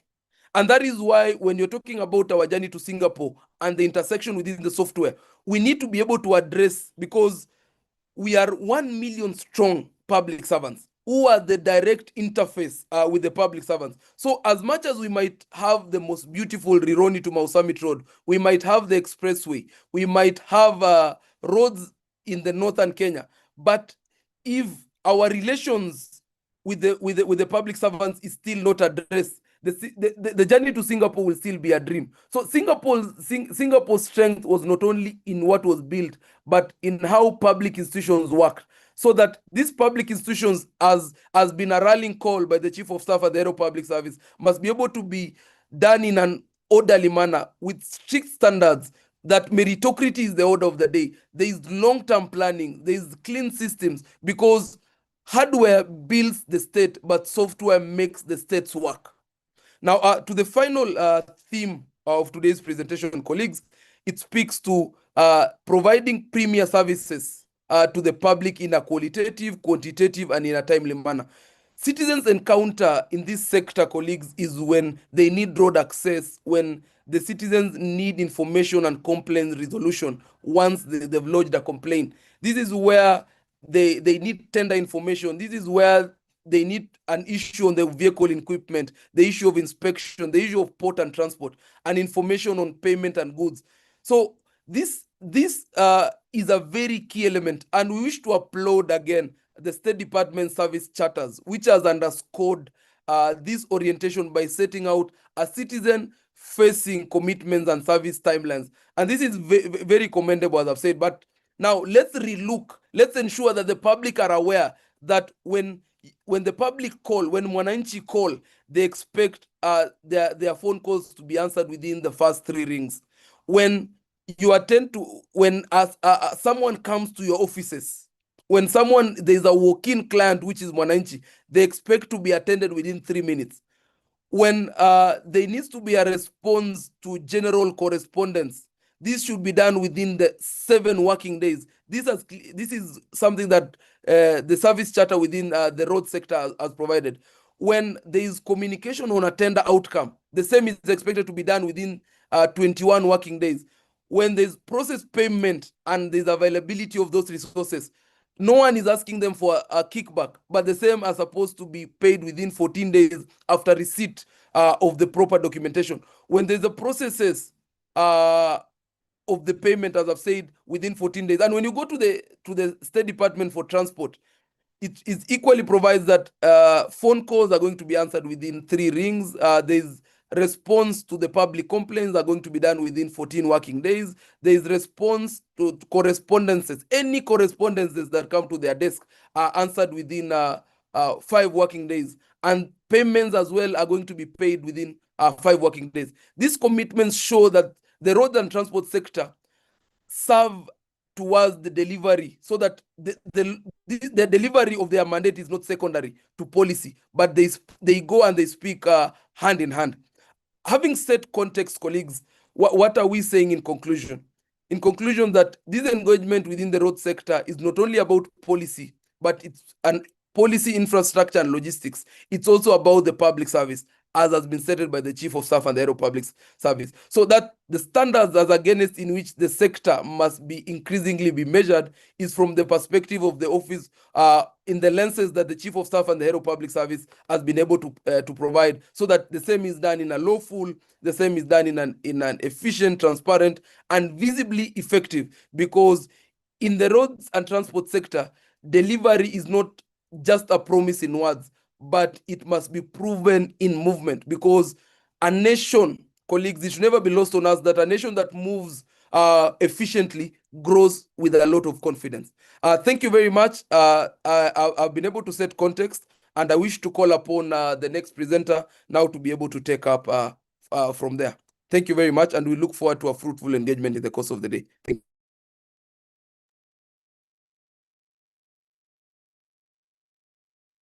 The Chief of Staff at the Head of Public Service and all protocols observed. Abunjinigili Patarasa, the Secretary of Roads. I'm going to make a presentation on the State Department for Roads. My presentation has the following outline: the mandate, mission and vision, key result areas, organization, policy and legal framework, the channel information, achievements, challenges, and recommendations. The State Department derives its mandate from the Executive Order number 1 of 2025. The Department of Roads is responsible for the National Roads Development Policy, development, standardization, and maintenance of national roads, material testing and advice on the usage, protection of road reserves, maintenance of security roads, administration of mechanical and transport fund, registration of engineers and technologists, mechanical and transport services, and enforcement of axle load control. Next slide, please. The mission. The next is the mission and the vision. In the next slide, we have the key results areas. We have the vision and mission statements. The next slide, we have the organizational structure of the department as approved by the Public Service Commission in 2023.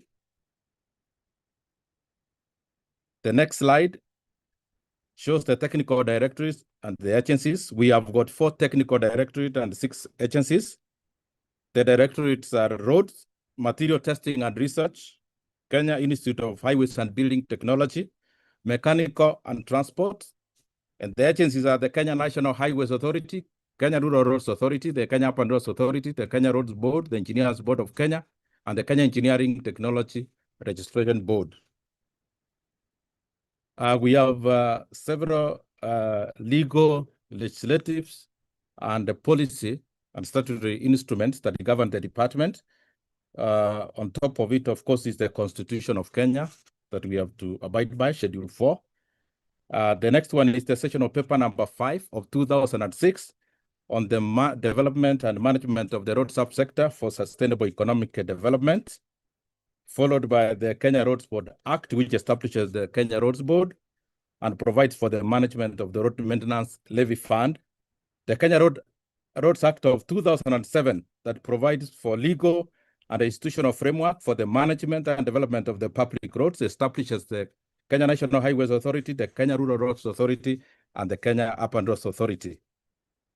The next one is the Road Maintenance Levy Fund Act of 1993. This establishes the Road Maintenance Levy Fund for the proceeds obtained from levying a percentage of petroleum fuel sales for maintenance of public roads. We have the Public Roads and Roads of Access Act revised in 2010. This governs the creation and maintenance and regulation of public roads and private access to them. We have the Public Roads Toll Act of 1989 revised in 2020. This provides for the legal framework for declaring public roads as toll roads, setting up toll stations, and collecting fees to maintain infrastructure. We have the Engineers Act of 2011 that establishes the Engineers Board of Kenya and provides for registration and regulation of the engineering practice in Kenya, including the registration, licensing, and disciplining of engineers. We have the Engineering Technology Act of 2016. This establishes the Kenya Engineering Technology Registration Board and provides for the registration and the general regulation of the engineering technologists, technicians, artisans, and craftsmen. Next slide, please. We have the general information on the next slide. There are 2 categories of roads in Kenya, and this is derived from Schedule 4 of the Constitution. These categories are namely the national trunk roads and the county roads. The total road network is 239,122 kilometers. The national trunk roads consists of 57,263 kilometers, and the county roads consist of 181,858 kilometers. The portfolio of ongoing road projects under the department amounts to 900 billion. We have got hundreds of projects that are ongoing, and their total portfolio is 900 billion. The maintenance backlog for the department is 600 billion. This is the amount of funds required to bring the total road network into a maintainable and excellent condition. That photo shows the finished section of our road in upcountry Kenya. The next photo shows upgrading of a road to bitumen standards. That this is an ongoing contract. And the photo you are seeing shows the finished section of the road between Lokchar and Nandapal. This road was recently completed, 340 kilometers. at a cost of about 40 billion funded by the World Bank, and it has greatly enhanced the movement of goods between Lokchar and Nadabal, the border with South Sudan, reduced the travel times and reduced the vehicle operation costs. These are some of the achievements of the department. The department has recently completed preparing the road design manuals and standard specification for road and bridge construction. The ones we've been using are over 30 years old, and these new ones brought in matching issues, new technologies, and have factored in the issue of climate change. They were launched last June by the Cabinet Secretary. The career progression guidelines for the engineering cadre for the entire service, covering the engineers, the engineering technologists, engineering technicians, artisans, and craftsmen, were finalized and approved by the Public Service Commission in February 2025, and we expect them to be used across the public service. The department has securitized 7 shillings out of 25 shillings per litre of the fuel levy, and it has managed to raise 175 billion to pay for roadworks contract bills, and to date 142 billion has been paid to roadworks contractors, and those who had suspended works now are back to site. Additionally, the cabinet has approved securitization of another 5 shillings per litre to raise 120 billion shillings to be expended for roadworks for the next 2 years. The department has prepared a draft tolling policy. This has been forwarded to the Cabinet Secretary, and it's expected that it will be taken to Cabinet for approval. The Kenya Roads Board funding additional regulations were approved by Parliament, and they're in use. And these are the ones that empowered the Kenya Roads Board to borrow, because the original act did not allow the board to borrow. The Kenya Roads Amendment Bill number 3 was approved by the National Assembly and is pending in the Senate. This is a very important bill for the department in that it seeks to conform the road subsector to the Constitution, bring in the county roads onto the Constitution, and provide for the counties to receive funds from the Road Maintenance Levy Fund. The road register draft has been prepared and submitted to the Cabinet Secretary for approval. So we expect it to be operational in the coming days. In terms of the engineers, there is a huge increase in the number of professional engineers that have been registered by the Engineers Board of Kenya between 2022 and 2025. And there is an increase of 52.4%, which is a very significant increase. In terms of roadworks, the Horn of Africa Development Project, which is designed as a regional flagship infrastructure project to enhance connectivity and mobility in Kenya and with the wider Horn of Africa countries of Ethiopia, Somalia, Djibouti, and Eritrea, is already up and running, and that corridor is 740 kilometers, and it will reduce greatly once it's completed. The travel time between Isiolo and Mandera, enhance trade and transport, reduce vehicle operating costs, improve the livelihood of the host communities in conformity with the better agenda, and create employment opportunities for the host community.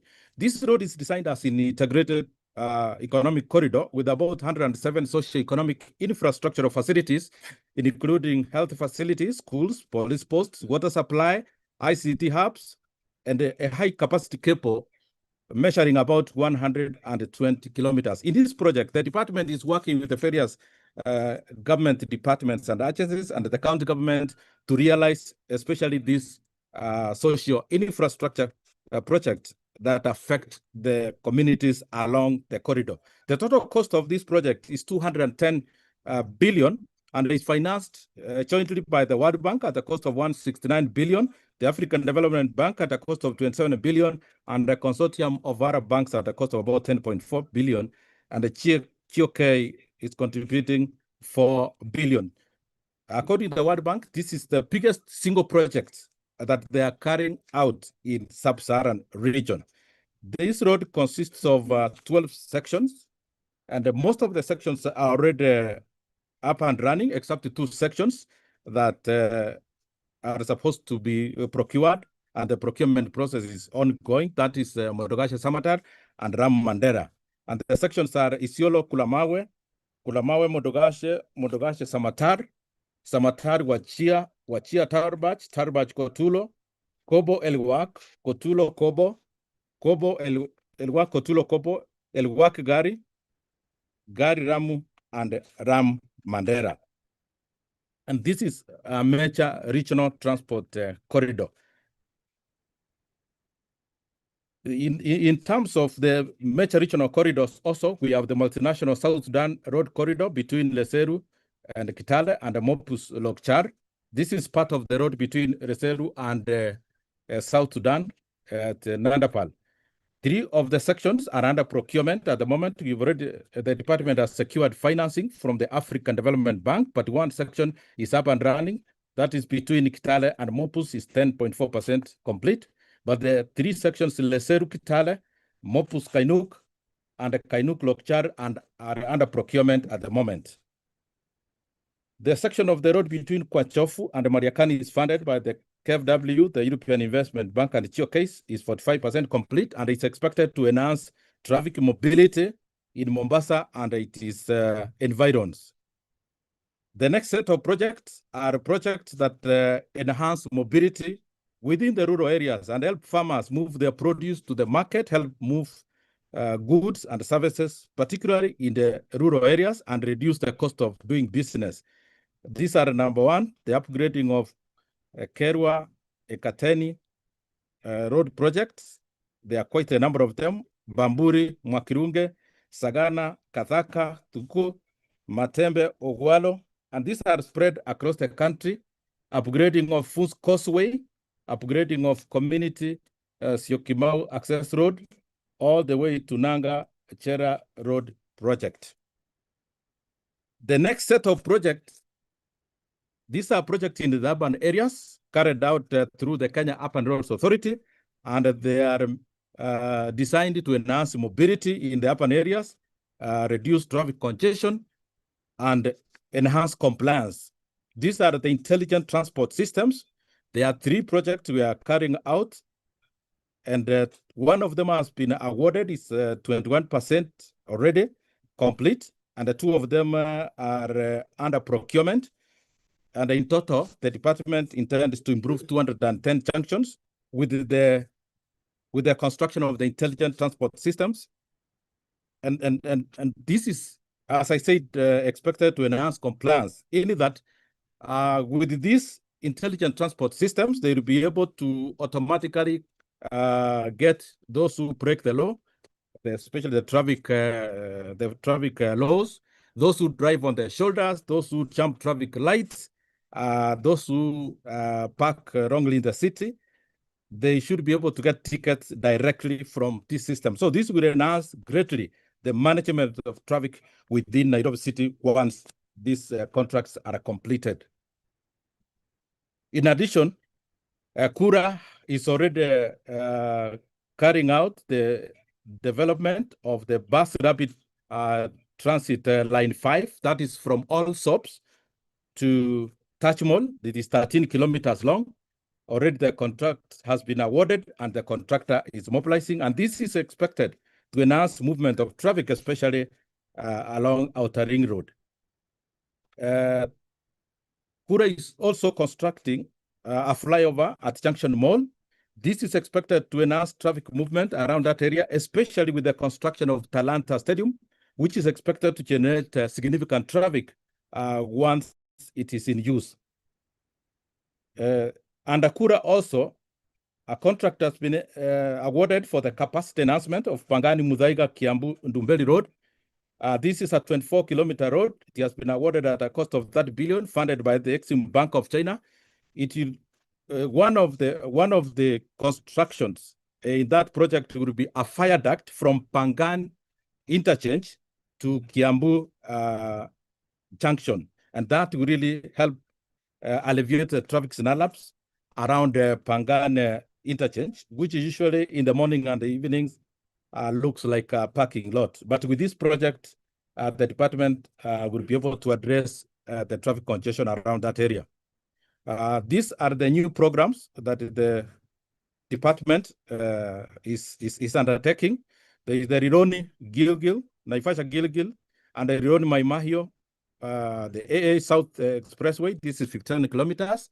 The works have already commenced, and the construction of Gilgil Nakuru Mau Summit Expressway, which is 94 kilometers, and the early works have commenced. This expressway from Rironi through Nakuru to Mau Summit is expected to enhance and facilitate transport and trade, enhance efficient passage of traffic from Nairobi to Nakuru, Mau Summit, and beyond, reduce the travel times, reduce the accidents, and reduce the cost of doing business. For Mau Summit Eldoret Maraba Expressway, which is 240 kilometers, this one, the pre-feasibility studies are ongoing, and they are to be completed by June. For Nairobi Thika Expressway, which is 40 kilometers, the planned expressway, the project preparatory activities are ongoing. And once this is done, it's also expected to enhance reduce congestion along that road, which has got a very huge traffic volume of about 150,000 to 200,000 vehicles per day on some sections. For Nairobi Mombasa Expressway, which is 408 kilometers, the procurement of a transactional advisor is going on. The department is also preparing the National Expressway Network Master Plan, the request for expression of interest for consultant services to develop the master plan has already been advertised. There are several instruments, legal, policy, and statutory instruments that the department is working on to review: the Kenya Roads Act, and Section of Paper Number 5, the Engineers Act, and the Road Maintenance Levy Fund.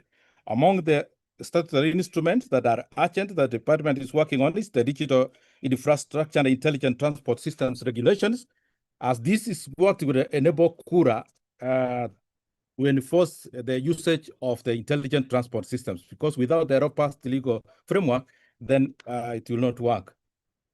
The next slide shows the challenges we have, especially on Thika Road. This is an actual photo that is taken on Thika Road during peak hours.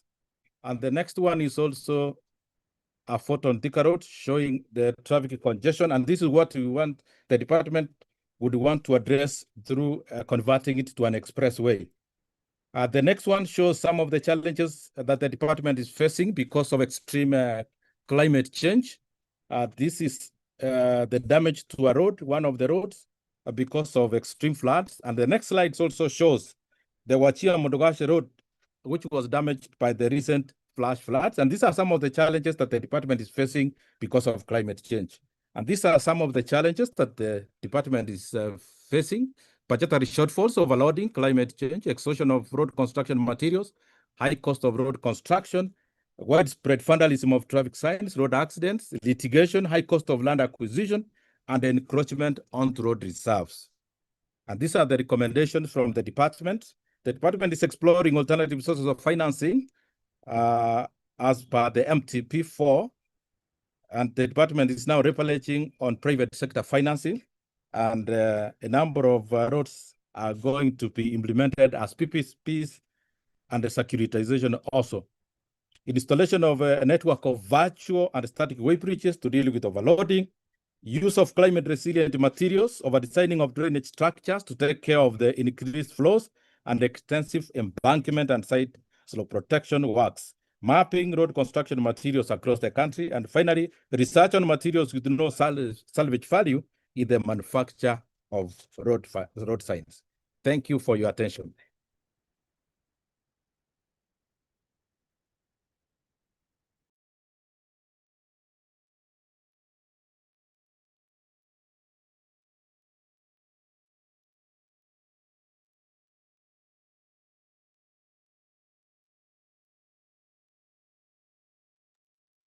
Dr. Hunda, kindly turn on your screen and volume so you can be able to make your presentation. Thank you.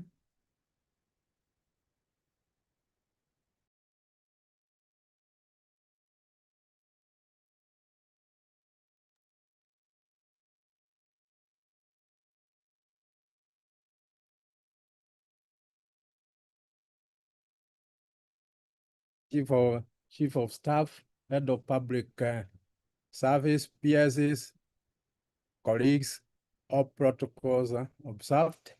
My name is Duncan Huda, Secretary of Transport, and I'm going to take you through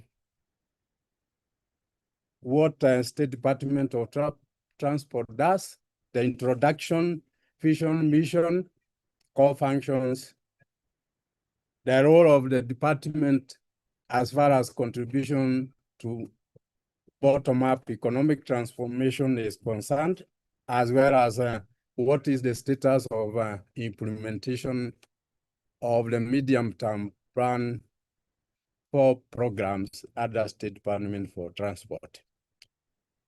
The vision, I think all of us are familiar with the vision, and the head of public service actually asked a question whether Kenya cannot be like the developed countries. And our vision is actually to take us there, to be a global leader in transport and infrastructure. And therefore, as per the executive order, we have a mandate as State Department for Transport. And one of the mandates under the State Department, I think we'll move to the next slide, is a transport policy management. The next one is rail transport infrastructure management. And the third one is the responsibility to fast track, identify Northern Corridor and Lapset Corridor project. The fourth is to provide oversight and coordination of the Northern Corridor and the Lam Corridor, which is the Lapset Corridor, which starts from the port of Lamu all the way through Isiolo to Moyale to connect with Ethiopia, and also from Isiolo to connect with South Sudan. We are also responsible for registration and issuance of motor vehicles, motor vehicle inspection, national transport safety, national road safety, and axle road control policy and standards. We also are responsible finally for overseeing the establishment of integrated, efficient, effective, and sustainable urban transport system. This is actually to address the traffic congestion within urban centers and to make our urban center, especially Nairobi, remain a strategic transport hub. We move to the next slide. Then next slide talks about the State Department of Transport, which is responsible for policy formulation and service delivery. And to do that, we have a number of agencies under the State Department for Transport to enable us provide services to the public. The first one is Kenya Ports Authority, and the Chief of Staff was very keen on addressing the need to be efficient. The reason why the port is important, it provides the gateway to the international world. Will not be able to carry out international trade if our ports are inefficient.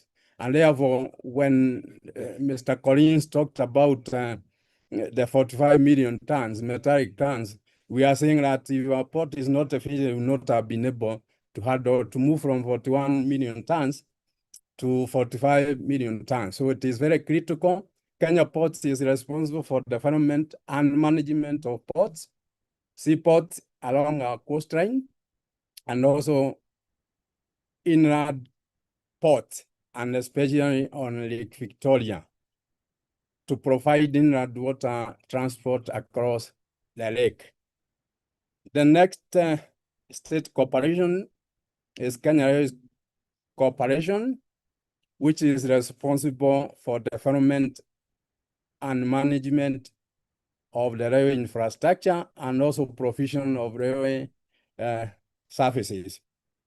Those who are in Nairobi, they know we play a key role in providing commuter services.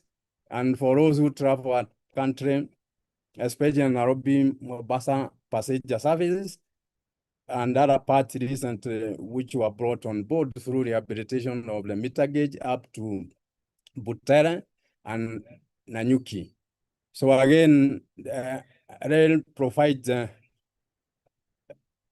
low-cost transportation for bulk cargo. It's a very critical entity. If it doesn't perform, then it means that the cost of transportation goes up. The third one is National Transport and Safety Authority.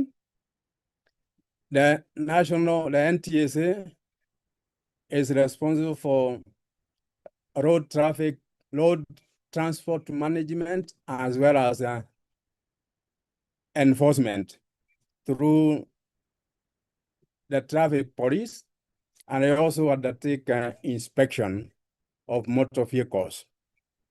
The fourth one is the LAPSET Development Corridor.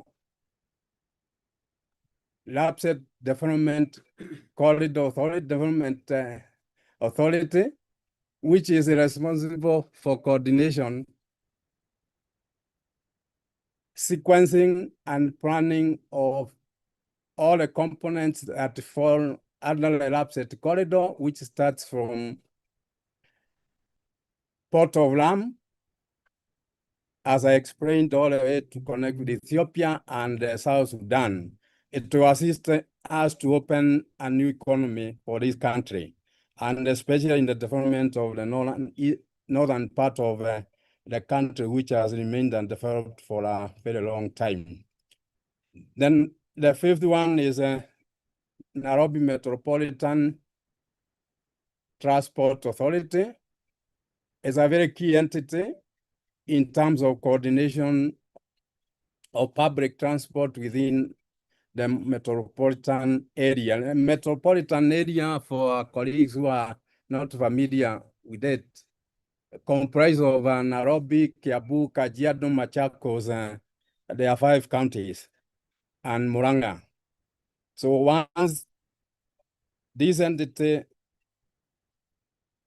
is set the standards, coordinates all agencies responsible for public transport, commuter rail, light rail, which will come on board very soon, and the road transport and the BRT, we shall see a different metropolitan area. We also have Kenya Millennium Development Fund. We are still in a process of making sure that it works once we are able to have confirmation on availability of resources in partnership with the government of the US government. We can move to the next slide. Now we go through what transport subsector does, so that we can be able to assist the current administration in terms of realizing the better agenda. One of the areas that we are supposed to address as per the medium-term plan is to facilitate to provide transportation so that it becomes an enabler for finance and production. And for us to do that, we are focused on the port-related industrial infrastructure and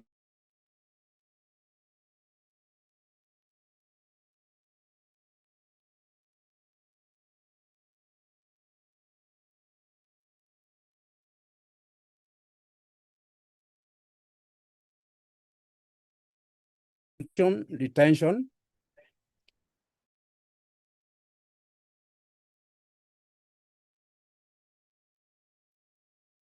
along the Naivasha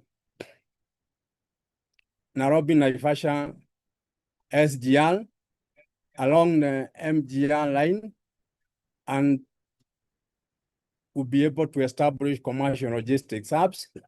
And one of the area is the Eldoret City and Nairobi Railway City. In regard to infrastructure sector, inclusive growth, we are looking at the review of the integrated transport policy so that they can provide guidance on development, planning, and financing of transport infrastructure, as well as provision of transport services, and is encouraging integrated development of transport infrastructure together with the commercial logistics hubs, including industrial parks along the transport infrastructure. And we are going to start with the Mombasa, Nairobi, Malaba SGR. That's the other area under the MTF is infrastructure sector growth, is the decongestion of Nairobi metropolitan area, where we intend to develop the BRT lines. As you are aware, the line 2 from Roido to Nairobi is progressing well. So far, we are at 41%, and we'll be extending the line beyond the central station. We move to the next slide.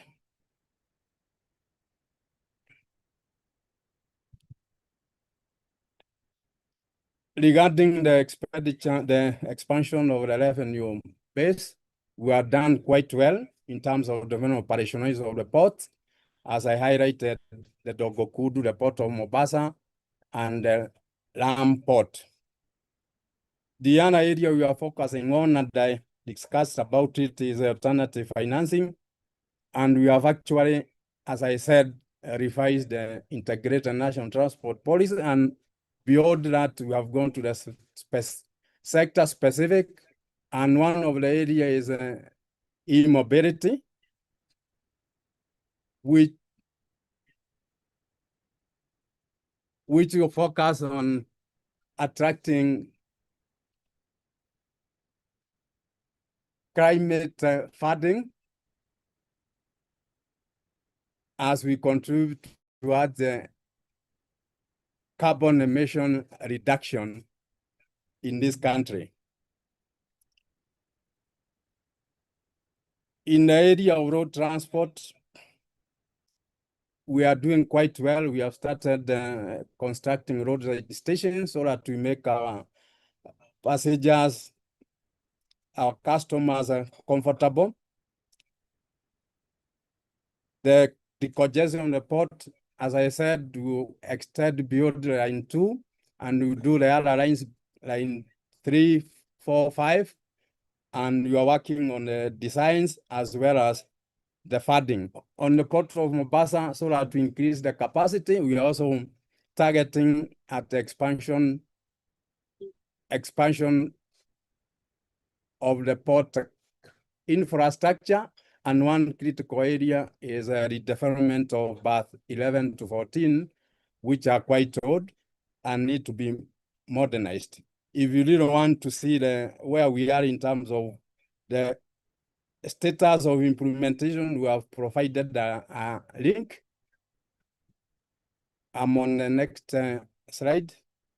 And just to demonstrate that we have really done quite well, not just in developing the infrastructure, but also in terms of the 190 feeling the impact. One of the areas I'm going to highlight is on the rail and the port. And the port, we are at 45 million tons, means we are able to facilitate consumption. If we don't facilitate movement of cargo to the country, then it means we go without certain goods.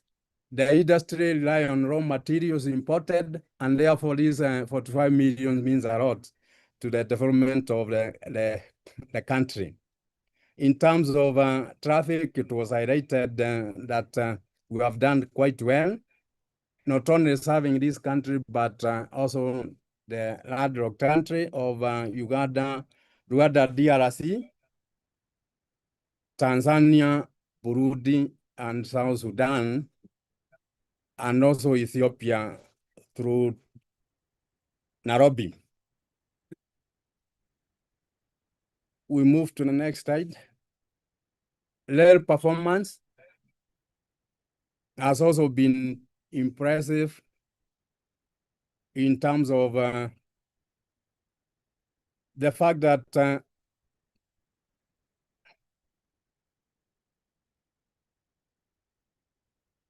we have been able to reduce the cost of transportation from 0.6 US dollars to about 0.3 per ton kilometer just by doing the SGL. And these have actually supported the manufacturing and industrial sectors. Move to the next slide. One of the highlights I would like to make this morning is the next. Is that the rail transport has really contributed to the congestion of the urban center. Currently, we remove more than 1,000 trucks from the road, and between Mombasa and Nairobi, about 150 trucks a day. So you can imagine what happens if a commuter and passenger and the freight service are inefficient. You'd have the same vehicles back to the road, would have increased accidents, increased road maintenance cost, and therefore we need to support this sector. All those who are working in the port, the rail, NTSA, we realize we have a greater role to play in this country. Move to the next slide. I just highlight a few challenges.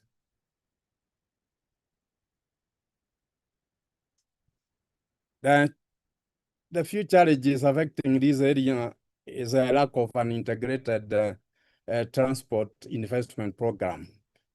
We have been operating and doing plans which are disjointed, and therefore we have not been able to achieve multimodal transport service where you are able to move from the port of entry, go to the road, move by rail, air, and any other mode of transport to reach the destination. And that makes the cost of doing business a bit high. So once we do this, we'll be able to address that concern. We'll be able to have a seamless multimodal transport. The other area I want to highlight is insufficient financing. We know resources will never be enough. However, the transport infrastructure are quite expensive. They are capital intensive and therefore require a lot of resources. So we require a lot of support for us to be able to provide the services to the wananchi. And that has, of course, resulted in adequate infrastructure, transport infrastructure and facilities. The coordination between agencies is critical. And the Chief of Staff talked about the efficiency report. If we are able to have proper coordination and all agencies know that they're interrelated, we'll be able to provide these seamless model services, and therefore coordination is critical.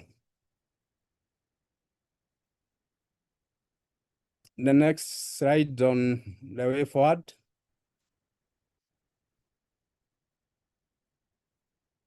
The way forward to address the challenges is we intend to complete the review of the integrated national transport policy to ensure and advance integration in planning, development of infrastructure and associated facilities, as well as embrace innovative financing. And the engineer also talked about securitization to raise money for the roads. We do the same for our transport infrastructure. The other area of focus is the review of the existing laws. One area we are focusing on is adoption of the new the IT in the transport sector, digitization, and therefore we are developing smart transport policy and the Traffic Act. We are also doing the 50-year master plan to guide investment along our corridors, and therefore we require support in these areas to be able to achieve the objective that and the vision we have in the transport sector.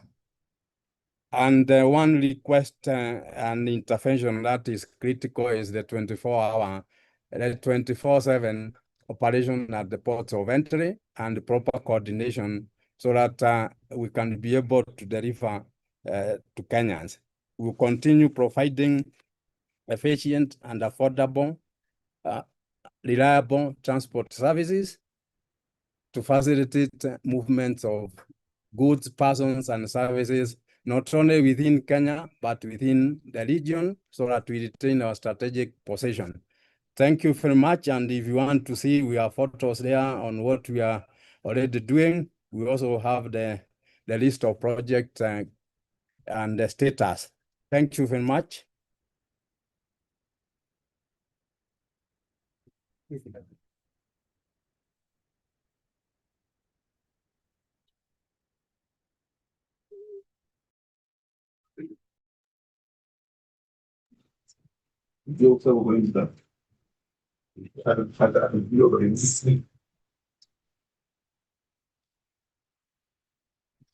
Thank you very much. The next presentation is going to be on the highlights of the Zero Fault Audit Campaign, which is one of the flagship programs that the Chief of Staff and Head of the Public Service has been implementing since the beginning of these regimes. So colleagues, since September 2023, the Chief of Staff and Head of the Public Service has been on a mission. And this mission is basically to enhance how different entities within the public service view and relate with matters that deal with audit. So after having looked at the governance issues that are facing different entities across the public service, the Chief of Staff and Head of the Public Service noted that one significant way which institutions could be made to focus and improve their governance structures was to relook at matters that deal with audit. And that prompted him to come up with a campaign which basically seeks to enhance how we are audit ready, how we prepare ourselves in anticipation of audit matters, how we improve various aspects of our governance to ensure that through avoidance of audit queries and audit issues, we are then able to run our respective state departments and institutions in an efficient and a manner that observes all provisions in the constitutions, including transparencies and accountability. So we'll quickly look at a number of issues there, but basically concern ourselves with the slide that speaks to why every staff member matters in achieving zero fault audit. As I said earlier, this zero fault audit campaign is sort of a program that reacts to what the Constitution actually says. Article 201 of the Constitution of Kenya requires us to ensure that we have prudent, and responsible use and management of resources. And here, colleagues and participants, we are reminded that when we say public resources, we are not only referring to the financial resources, but rather we are speaking to human resource and experts, and in particular in the State Department for Roads and the State Department for Transport. We are also speaking about equipment, machinery, our fleet. We are speaking to the different transport corridors that we have within our state departments. It also refers to physical infrastructure, data and systems, as well as times and opportunities that we have been given as officers working in the different state departments. So this campaign was actually a requirement that going forward we observe a proactive approach to achieve full compliance with standards. It focuses mainly on preventing errors rather than correcting them.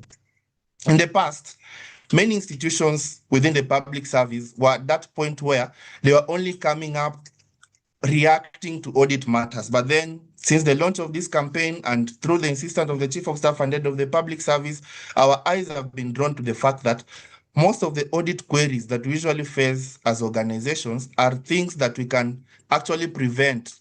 We can prevent these errors by being more proactive and then being ready so that by the time we are audited, our books do not have those negative audit findings. It is anchored on accountability, transparency, and continuous improvement.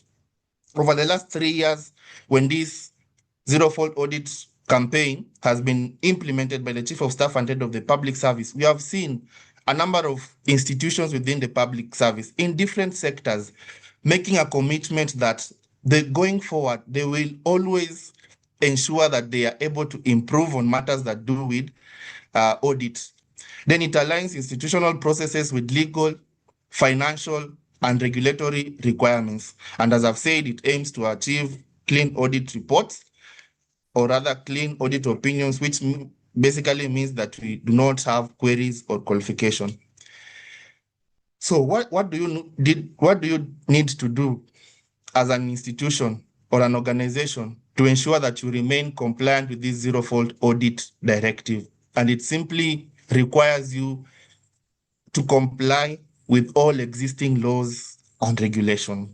Zero-fault audit is basically a campaign that requires, or rather that points our institutions to the laws, to the circulars, to the policies, and to the procedures that we already know. We already have them, we already know them, but for one reason or another, and in the past, many institutions were sort of not complying with them. So what the Chief of Staff and Head of the Public Service is telling us as institutions, we must ensure that we remain compliant and we should conform to all these circulars, whether it's from the National Treasury, whether it's from any other ministry, or whether it's even from the Office of the Chief of Staff and Head of the Public Service. And as I've said, it's a continuous improvement in terms of audit performance. Then at this point, it's important to mention to us that since 2023, there are several milestones that have been achieved by the Chief of Staff and Head of the Public Service when running this campaign. And all this documentation of all these milestone, documentation of circulars, directives, presentations, and any other thing is available on the website of the Chief of Staff and Head of the Public Service. So I encourage us to visit that page, have a look at what is uploaded there, and we'll be able to know more about this campaign. So when the campaign was initiated earlier, issues to do with documentation, weak documentation and record management systems were persistent across different sectors. And colleagues and participants, I remind us that this one does not, these were cross-cutting issues, not only in the sectors of transport and roads, but in the entire public service. The Auditor General kept on raising concerns about weak documentations, issues to do with delayed surrender of interest, issues to do with weak internal controls, issues to do with incomplete or outdated asset registers. And after having reviewed and looked at these issues, then the Chief of Staff and Head of the Public Service brought to the attention of the leadership of different state departments and different institutions that, look, these things are things that you can avoid them. So going forward, ensure that these cross-cutting issues do not in any way reflect in your financial statements and in your audit reports when they are issued by the external auditor. The external auditor, the Office of the Auditor General, usually issues different audit opinions, but of concern to us is how we can move our State Department and how we can move our institutions to achieving unqualified audit opinion. An unqualified audit opinion is similar to an unmodified audit opinion, and this simply means that our financial statements present a true and fair view and that they comply with financial regulations. Its implication is that we have strong financial management and we are in a process of ensuring that we are always compliant with all laws, circulars, policies, and acts, including the Public Finance Management the Public Finance Management Act and its attendant regulations. I quickly had a look at how the different institutions within the State Department of Roads and Transport were performing in terms of the audit opinion. And the Chief of Staff and Head of the Public Service, I would like to bring to your attention that some of the most outstanding institutions include NAMATA and NTSA, which I observed that they were able to maintain clean audit reports for the last 3 financial years. Most of the other ones within the State Department of Roads and Transport are ranging between qualification. Most of them are within that range where they are receiving qualified opinion. So for those 2 that I've mentioned, outstanding from the State Department of Transport, we encourage you that always ensure you put in proper internal controls, you put in proper measures that will make you move from any of those, the below 3, and you land yourself on the unqualified or unmodified audit opinion. What can we do to ensure that we attain these clean audit reports, or rather we remain compliant with the requirement that we do not attract audit queries? The first one is establishing internal controls. We must have robust internal controls. And it has always been the view of the Chief of Staff and Head of the Public Service that this ability of being able to prevent audit controls lies within our respective state departments. It lies within our respective institutions.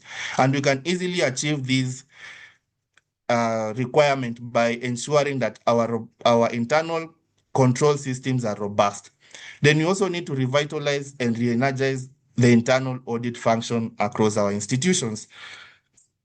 Through the course of these 3 years, when the Chief of Staff and Head of the Public Service has been sensitizing and training and encouraging different state departments and different institutions to observe this requirement of zero-fault audit regime, one thing that he has really done is to revitalize and to re-energize the internal audit function. Because in his view, if we have strong internal audit function, then they will keep each and every institution at pace. They will ensure that at the onset, they are able to identify risky areas. They are able to do through the quarterly audit reports that they submit to the audit committees and to the management. They are able to pick out issues early enough, and then management and the management of these institutions will be at a better positions to address all of them. So I urge you again to remain compliant with that directive by ensuring that at all times our internal audit function is properly established, but rather also operationalized fully. Then ensure proper documentation and record keeping at all times. This has been one area that the external auditor, the Office of the Auditor General, keep on rising, that they are not able to account for certain expenditures, or they are not able to account for certain transactions because of lack of proper documentation. Remember participants that for you to remember that the audit process is usually heavily reliant on following that audit trail. And where the audit trail will lead you is what will make you come up with that informed decision. So ensure that you have proper documentation, that at any time when you are required to produce receipts, when you're required to produce LPOs, LSOs, etc., you're able to show that all these followed the correct and right procedures. Then you're also required as institutions and as State Department to ensure that we always conduct regular internal audits and risk assessments. This will put us in a position, as I've said, to remain audit ready. Once you have this internal audit function that is strongly revitalized and re-energized, and then you task them to be giving you regular internal audits. And remember, the regulations and the law provide that these internal audits should be done quarterly. So after every quarter, we need to look at the internal audit quarterly reports that are produced by the internal auditors, and then work on the matters that are raised there, work on the audit recommendations, work on the audit queries, so that by the time the external auditor comes to do the yearly audits, then all your house will be in order. We also require to ensure that we build the staff capacity on matters to do with compliance and audit processes. And as we shall see later on, this issue of ensuring that our institutions achieve zero-fault audit status is not only pegged on officers who work within the finance, procurement, or audit fields. It's for each and every staff within an organization.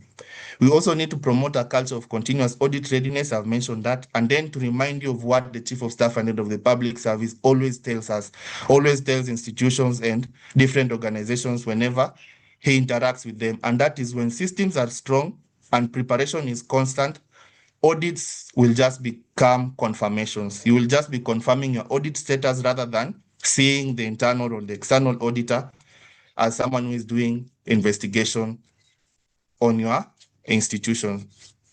To continue with that, then you also need to identify and address potential audit risks in advance. That one you have said.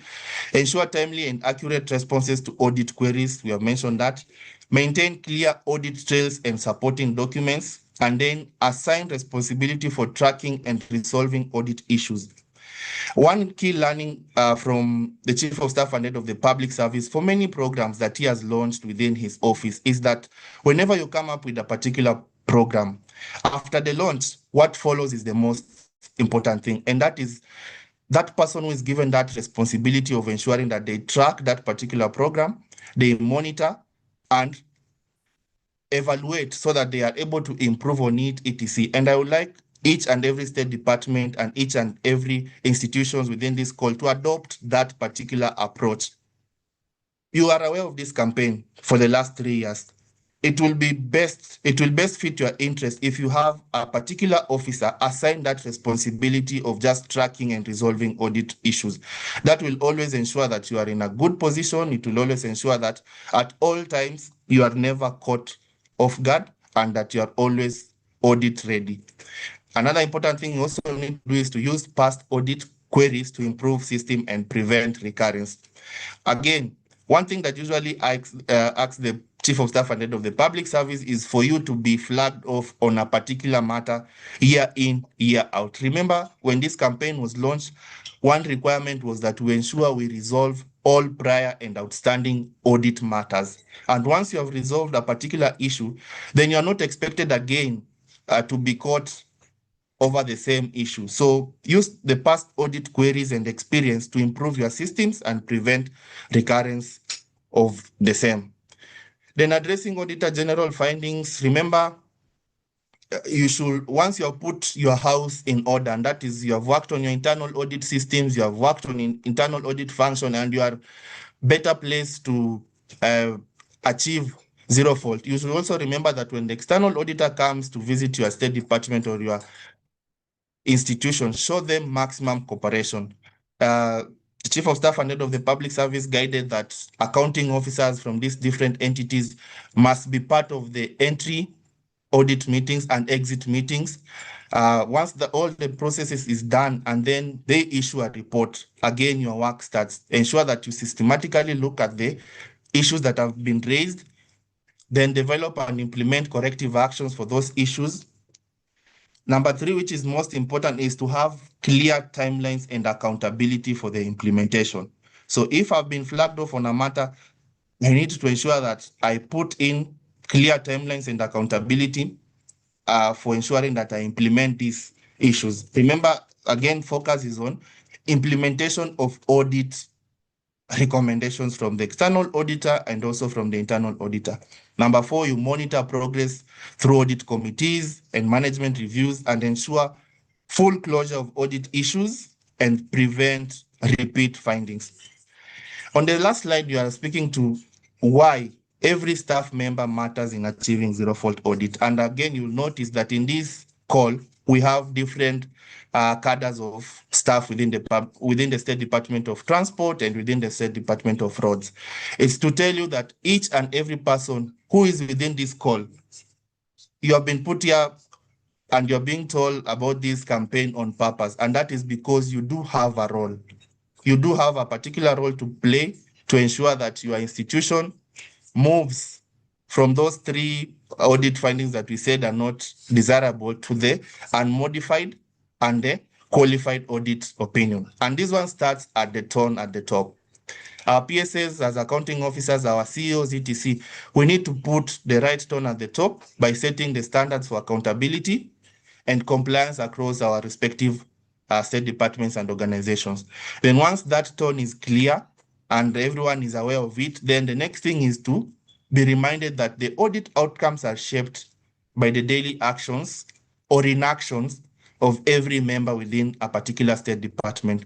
So if a particular state department or a particular institution. So if I am, let's say, even a driver, if I'm a receptionist, if I'm a secretary, if I'm an accounting officer of any level, just know that your daily actions or inactions will contribute to whether your institutions will get a clean audit report or not. So put in effort.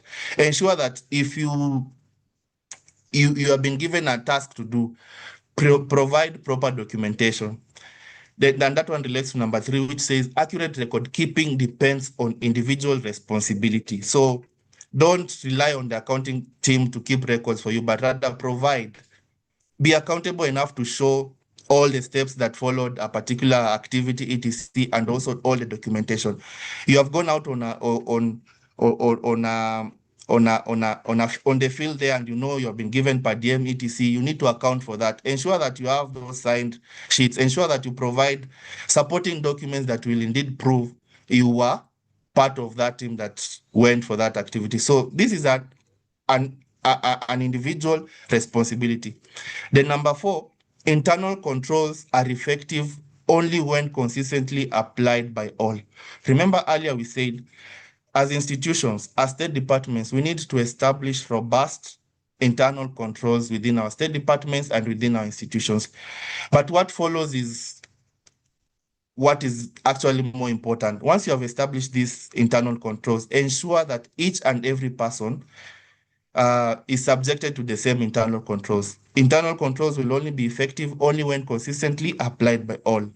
Let not it be that some people bypass these internal controls or are excused, and yet others are expected to follow the same internal controls. That one will not make our institutions be compliant with this zero-fault audit requirement. Then we are also reminded that risk originate at operational level where staff directly work. It's within your desks. It is within your duty stations. It's within areas where you are posted that risk will originate. So take it upon yourself that if you find a risky area, if you know this thing etc. will lead to mistakes or will lead to queries, take it upon yourself and assist in ensuring that it's resolved, it is worked on properly at the onset, so that by the time, before it spirals into something bigger that will cost the institution. Then compliance is a shared responsibility. It's not limited to the finance, accounts, or audit teams. That one you have said.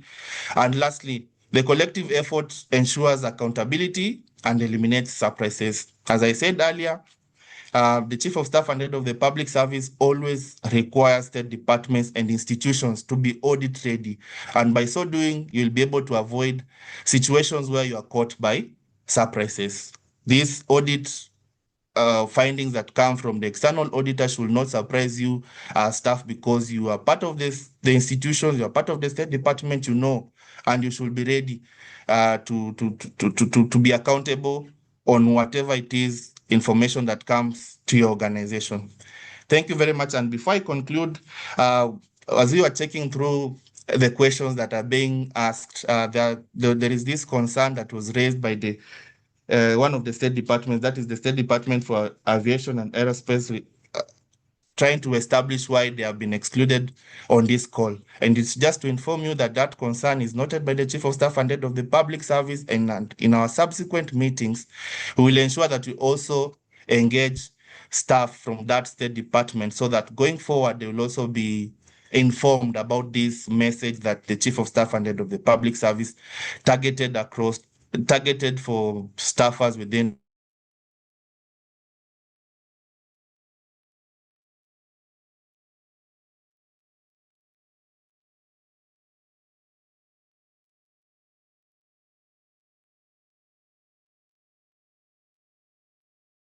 in the transport and road sectors. To noted, we have one or two weaknesses. I thank who is our session moderator to take us through.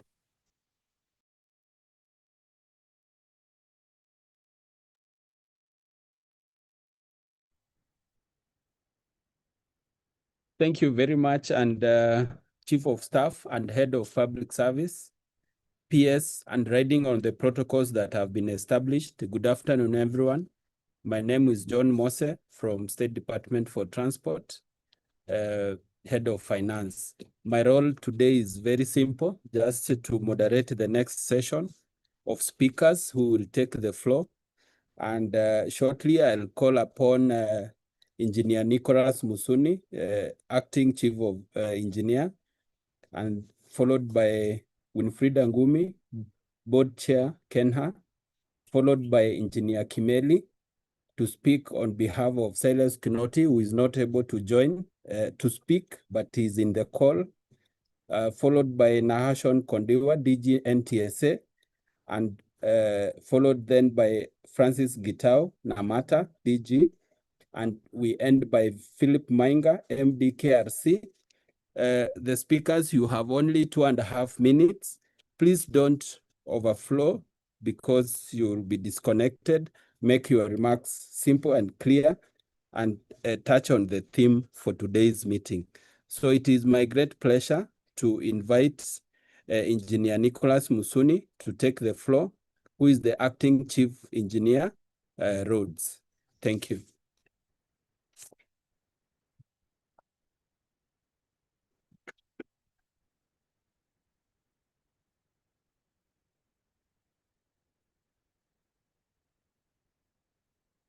Chief of Staff and Head of Public Service, permit me to respectfully stand on the earlier established protocols. My name is Nicholas Musuni. I'm the Acting Chief Engineer Roads, State Department for Roads. First, I wish to appreciate and acknowledge the effort and the commitment, sir, that you've put into this campaign for revitalizing and re-energizing the public service. Your assurance earlier on in the day that every one of us matters resounds very well with that commitment and encourages the thousands of our colleagues who are joining this meeting from the breadth and width of this country. You have rallied us to be more responsive, to be more accountable. And you have specifically pointed out on the importance, the strategic importance of road services in this country, the fact that the road services touch each and every individual in this country. And we cannot really let down the ball. Sir, you've challenged us on issues of integrity. You've challenged us on issues of complacency to work, and you've called us to order. You've asked us to fully align ourselves to the agenda of the government and to ensure that as we deliver services, we do so with compassion and we stay the line. What is our commitment towards this? One, if I may, the first is to review our policy landscape to ensure it aligns fully to the Constitution and to the government agenda. The second one is within our own MDAs to ensure that we strengthen our control systems, monitoring and evaluation frameworks to ensure that they are robust, quality assurance functions to ensure that they are adept to the task.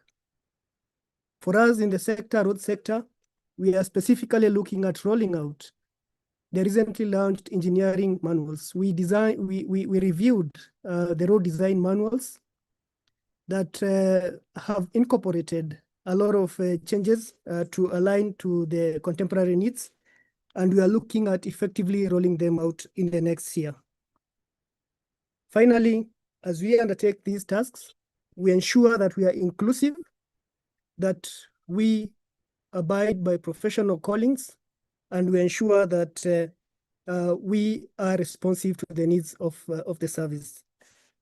With those few remarks, allow me to thank you once again on behalf of our colleagues that are over the country and to wish you well. Thank you, sir.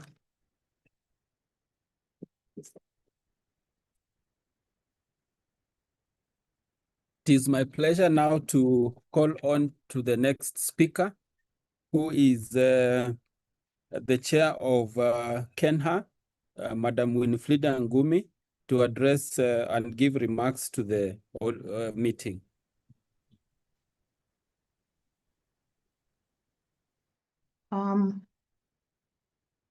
Good morning. I'm unable to start my video.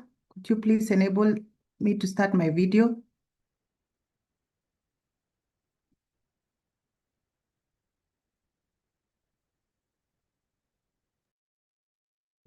Chair, could you please switch on your mic, your video? Or as you are preparing, we can usher in DG KENHA, Luka Kimeli, to take the floor.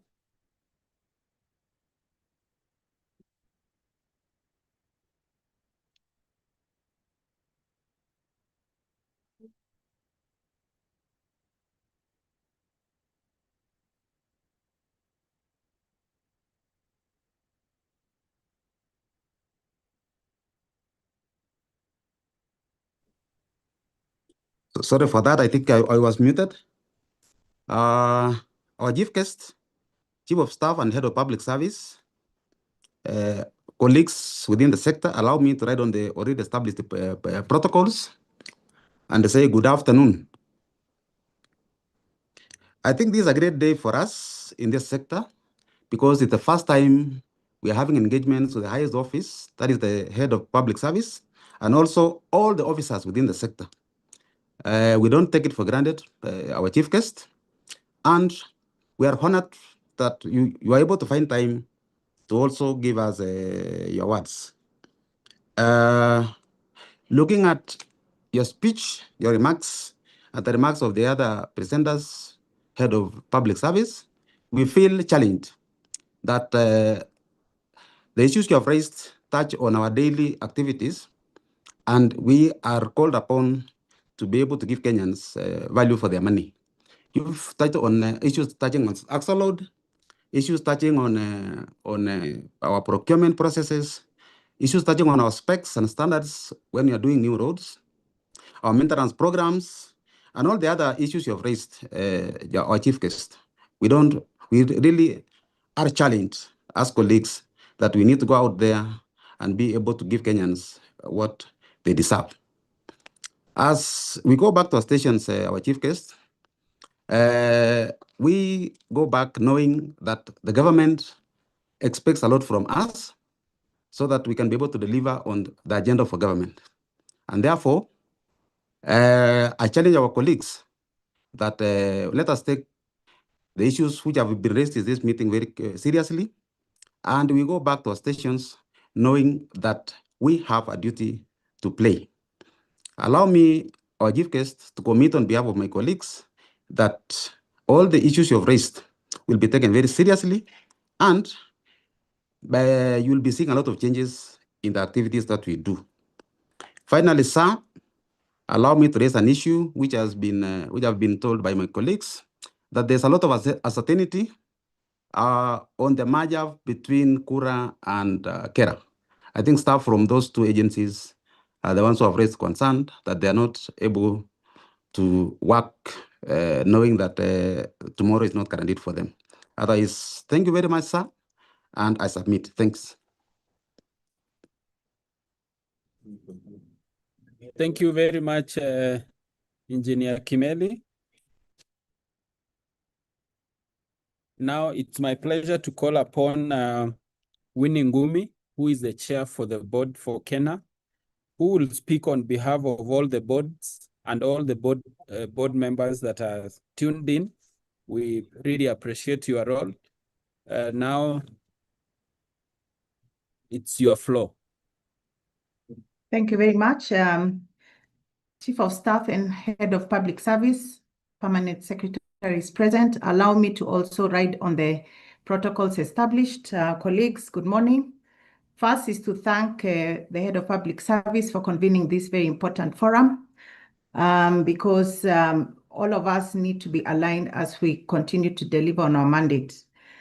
As boards, we are acutely aware of the fundamental role of the infrastructure that we oversight in the achievement of our national priorities and all the goals under the bottom-up economic transformation agenda. That said, we have taken note of the areas of concern and the expectations that have been raised by the Head of Public Service in this session. We also take note that we have been reminded of the high governance standards that have been set by our Constitution, and we commit going forward to actually go back and look at our strategic plans to ensure that they become tools of accountability and to ensure that we are delivering for the citizens of this country. We will go and strengthen our governance charters. We will actually go and look at our procurement frameworks that have been mentioned in this meeting. We shall also look at our ethical compliance systems to ensure that we rebuild the trust that we require from our Kenyans as we deliver on our mandate. We will also look at our value systems to ensure that they are aligned to the Constitution so that then we can ensure that we are driving performance prudence in financial management, ensuring that we are driving a culture of performance, excellent performance amongst our teams. Lastly, we will also take the directives from this meeting. We shall review all our internal audit functions to ensure that we strengthen them and all other aspects of our institutions to ensure that they are customer-centric and that we are ensuring that we have discipline in our teams as they continue to deliver. So thank you very much. On behalf of all boards and chairs, we are completely aligned to the expectations of the revitalization and re-energization programs by the Head of Public Service, and we are committed to driving our teams to ensure that we are aligned and we ensure efficiency and effectiveness in our performance. Thank you very much. I submit these brief remarks. Thank you, Chair. And Chief of Staff and Head of Public Service, sir, it is now my pleasure to invite the DG NTSA, Nahashon Kondiwa. Nahashon, as you come in, kindly switch on your video. My host has stopped it. Just enable me.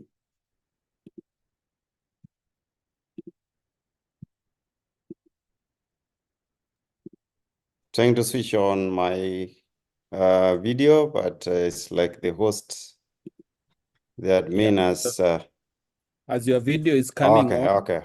Yeah. Okay, now it's okay. Thank you so much. Allow me to stand on the existing protocol. Head of Public Service and chair of this meeting. Thank you so much for this opportunity.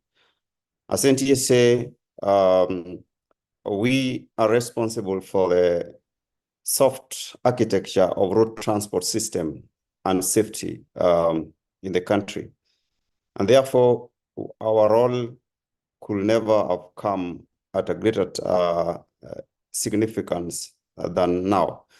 And actually, the emphasis on efficiency, the emphasis on responsibility, and emphasis on accountability is critical to NTSA than any other institution that are in here in the road transport sector. I want to mention that every single license we issue that is not issued properly is translate directly to deaths on the road. And every vehicle inspection or compliance that is not done correctly also translate to risk on our roads.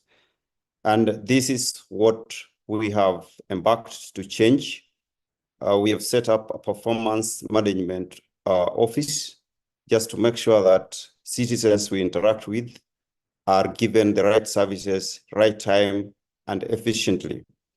Indeed, for our driver licensing, for our number plates, for logbooks, we have improved the service delivery significantly in the last 1 month. And our objective is just to make sure that people can get these services instantly. We are also trying to improve and re-engineer some of the processes. We are going to launch e-logbook to avoid these papers in the next 3 months. And that is a commitment that NTSA has made. Indeed, in matters road safety, we are facing different challenges on engineering, on enforcement, on education, but we are taking this matter head on. On enforcement, we are signing MOU with the National Police so that we have a closer collaboration and working relationship. The draft MOU is with the AG, and we are going to discuss that in the next 1 week and have a clear, consistent, and efficient enforcement approach on matters road safety and compliance management.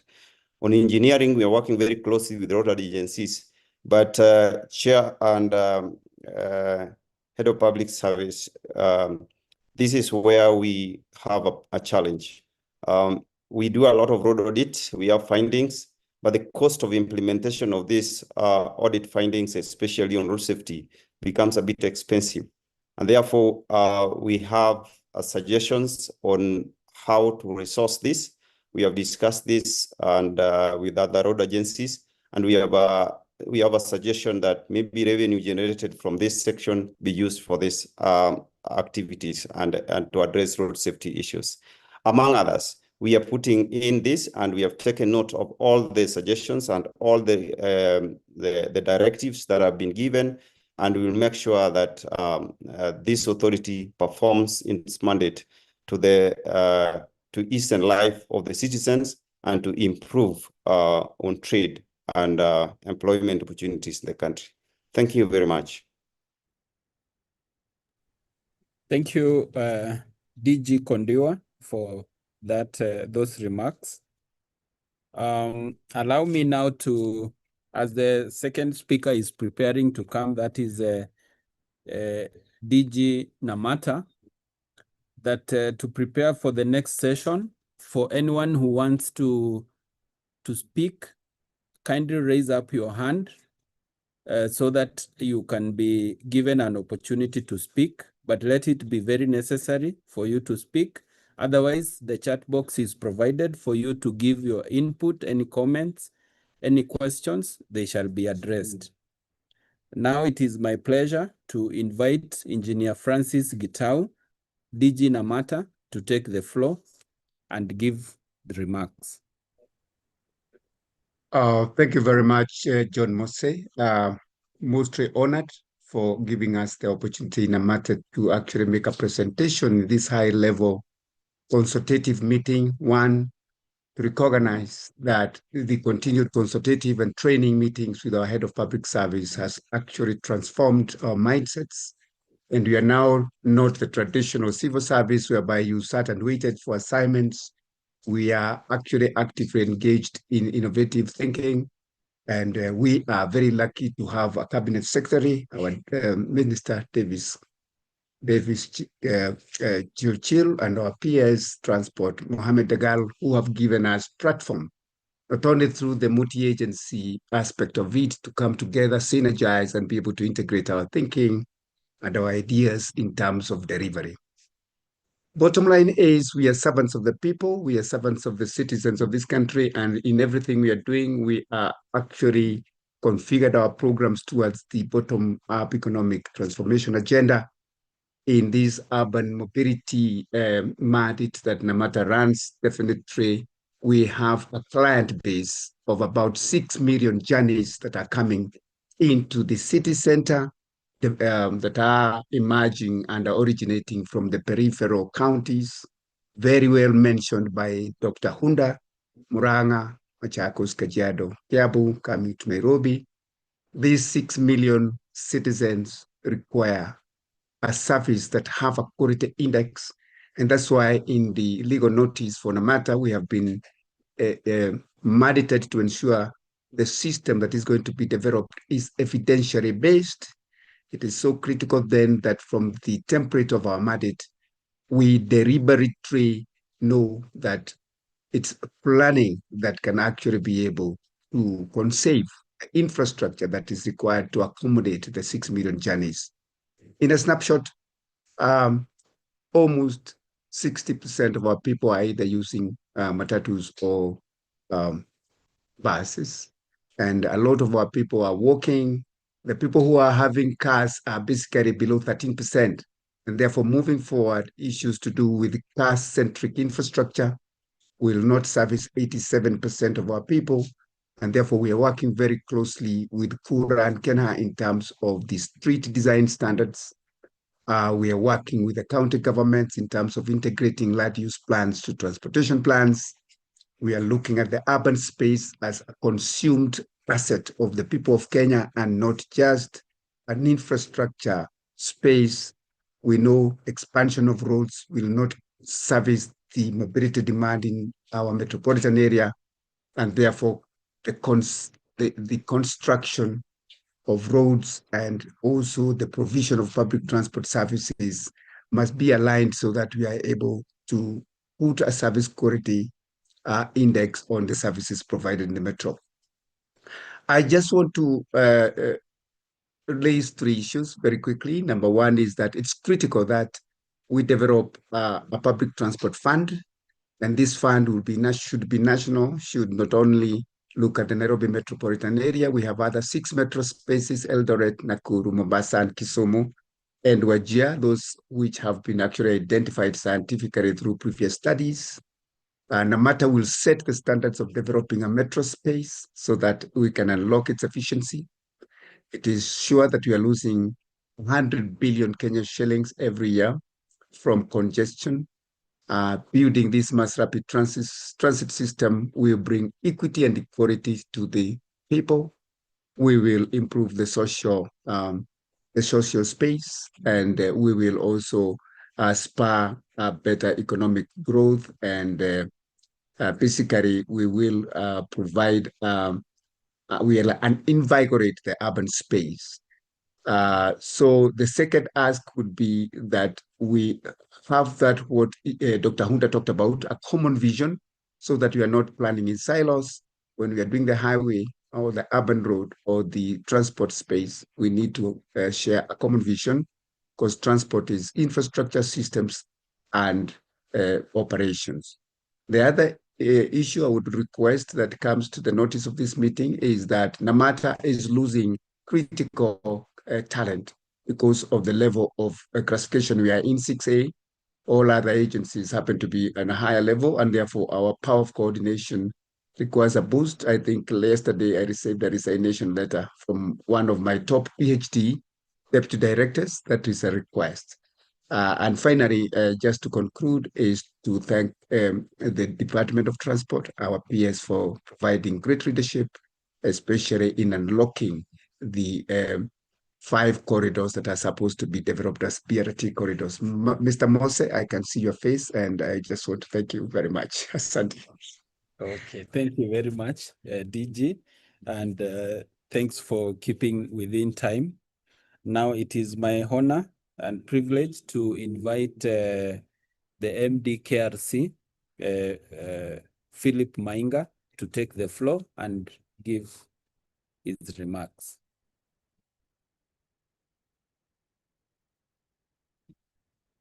As we are waiting for him to come on, I'd wish to also reiterate that staff should continue logging in until the end of this meeting, where the chief guest will also give his closing remarks. And of course, our PSS will also give their remarks as we close the meeting. But more importantly, if you want to speak in the plenary session, kindly raise up your hand. You will be admitted to the meeting so that you are able to address. And for those who are watching through the YouTube channel, you are advised to register your presence through the link that was shared to you during registration, so that then you are able to be recorded to be part of the meeting, as you realize that you cannot register directly from the YouTube channel, although we have several participants following us on this space. So MD KRC, I hope you are ready to take the floor. Thank you, Mose. You can hear me? Yes, very well. Oh, thank you so much to the Chief of Staff and the Head of Civil Service, our PSS, and the rest of our colleagues, including our chairs and our board members from different institutions, and our colleagues in the ministry. I think our take this morning through the communication that we have got from the earlier speakers, and more so from the head of civil service, is very clear. Number one is, I think we are discussing on how we can drive government performance within the transport sector. And that carries with it the responsibility of reliability, availability, and the consistency in what we do. But this cannot happen unless we have what we call one government approach, because as agencies, we are integrated in different areas of our operations. The Lords provide the last mile for Kenya Railways Corporation. The port provides the first mile for our loading and offloading cargo. And all these synergies should work together to make sure that we deliver service to Kenyans. My take today is, as we look as Kenya Railways, and the work that we are doing through the government, number one is making sure that we provide efficient, reliable services through SGR, especially improving on our services. And I know for all of us, you have seen the trend that we have carried out over the past few years, including bringing in on board the premium class, moving from one train to 4 round trips, to 3 round trips, 4 round trips during peak seasons to Mombasa and Nairobi. And then moving from 8 number of trains per day, now we are at about 12 trains per day. That means the improvement of our services have been improved and increased.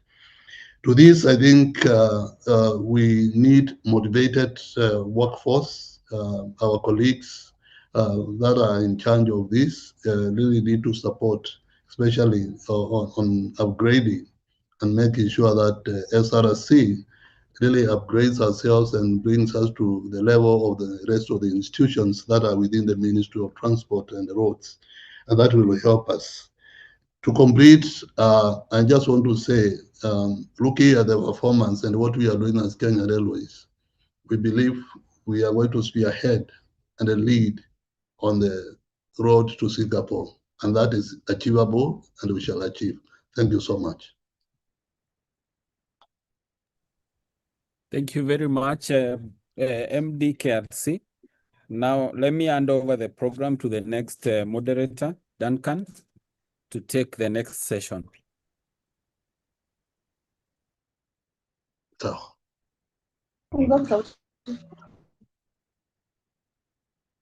Yes, Daktari.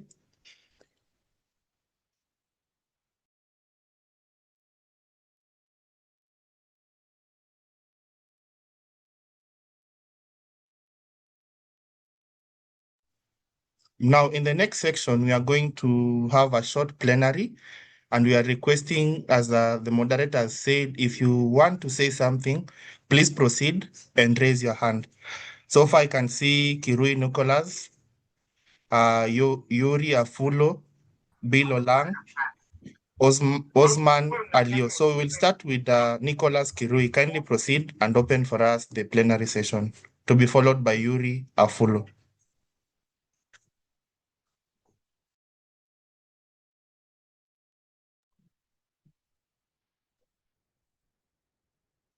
Sorry, Nicholas Kirui, are you ready?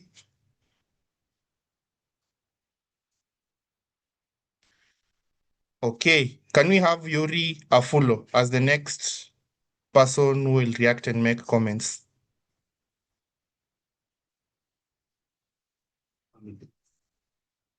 We also have Victoria Mwai. Victoria Mwai, the floor is yours. Please unmute and raise some comments or feedback that you will want. Who do we have on call? Mercy Suluye.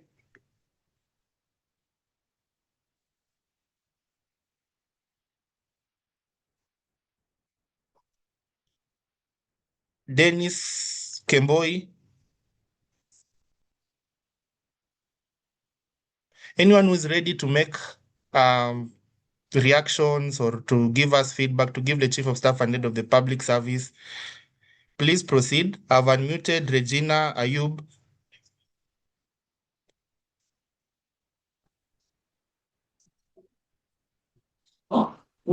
Thank you, Regina.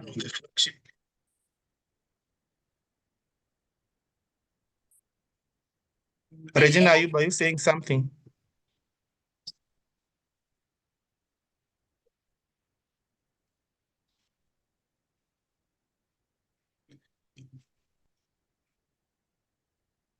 Emmanuel Odiambo, James Mwendwa.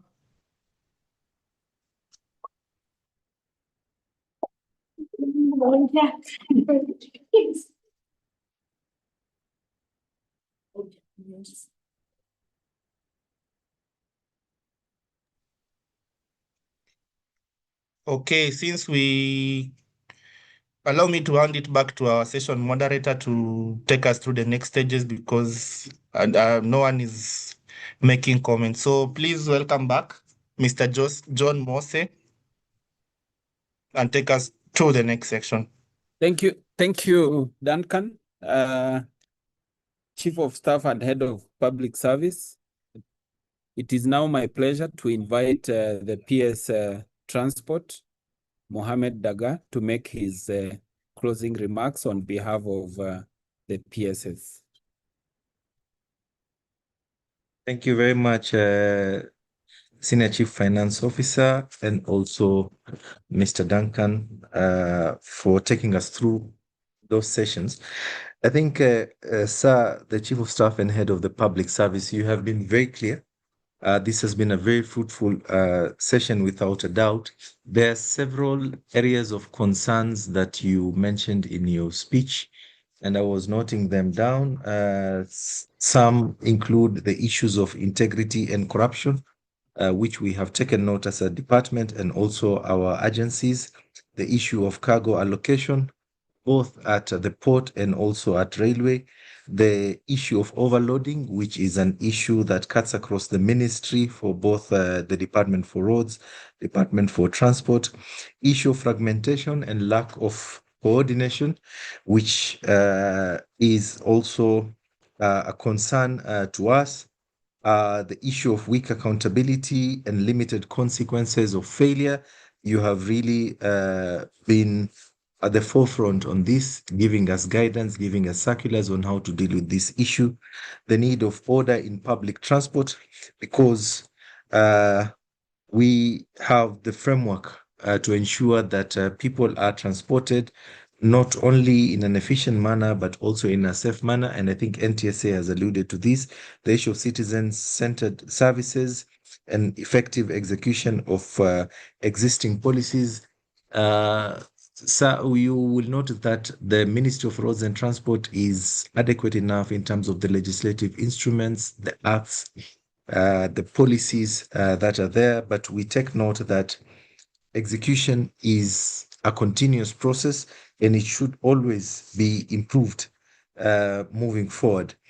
The issue of individual responsibility is key among all of us who have tuned in today in this call, because citizens interact not with the systems that we have established, but with the individuals, you and I, across the public cadre and the ministry. And therefore, we should always execute our mandate honestly and without any compromise.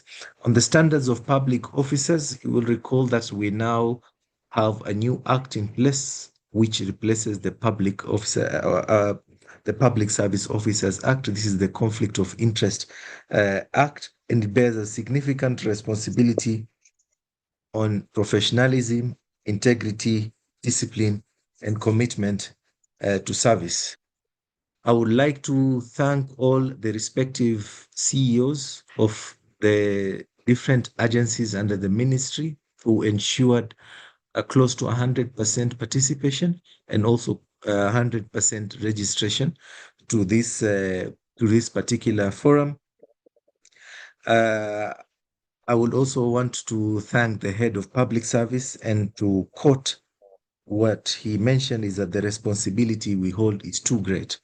This session has been very fruitful, and with your permission, the head of public service, you should allow us to cascade these directives down through our agencies and to our staff to ensure that there is a way forward in what we have deliberated today, in the guidance that we have received from your office. I would also want really to appreciate the team from your office that have worked with us diligently in this exercise over the last 2 weeks. Also to thank all the staff who have been participating and putting all this up together. Without further ado, the head of public service, I would now request to invite you to give us your closing remarks. Karibu sana.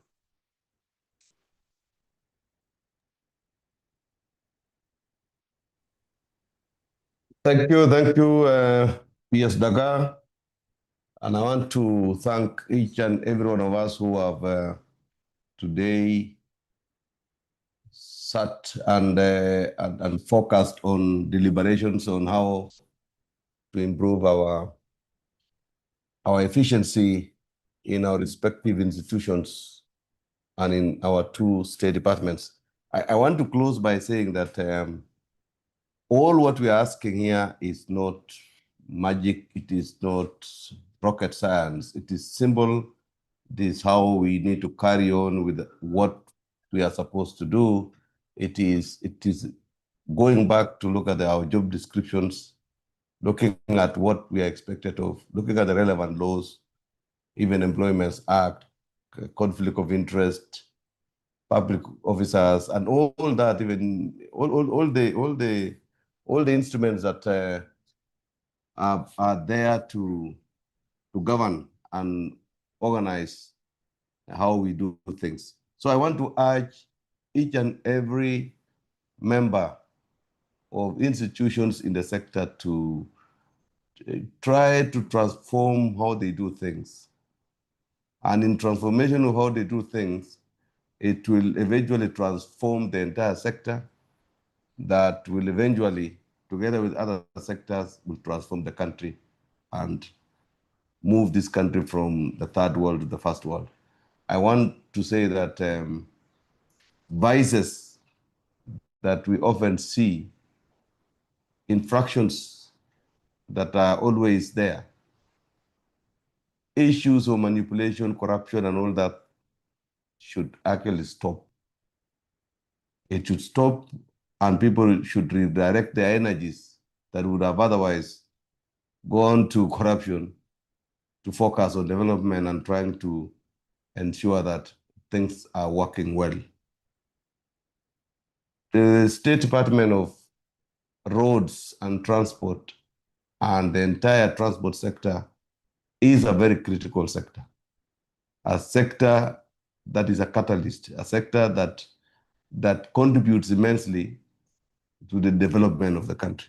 And therefore, you have been given that responsibility because you are working there as employees, as managers, as PSS, to ensure that the sector runs well, the sector is efficient, the sector is accountable, the sector is transparent, and the sector is effective in whatever they are doing. And that is it. That is exactly what we want all of us to focus on. And finally, we want again to urge that the leadership of the sector should always consider innovation, should also consider trying to bring in new ways of doing things, thinking, trying to emphasize on training, capacity building, sensitization, even benchmarking with best countries across, so that at the end of the day, we don't deploy something that has failed elsewhere. We don't bring in a policy that perhaps will frustrate the hastening of the development of the country, but we learn from others and we deploy systems and all whatever is required to make the sector and the country attractive and more efficient in service provision. So otherwise, I want to wish you the very best of luck. I want to see the sector turning around.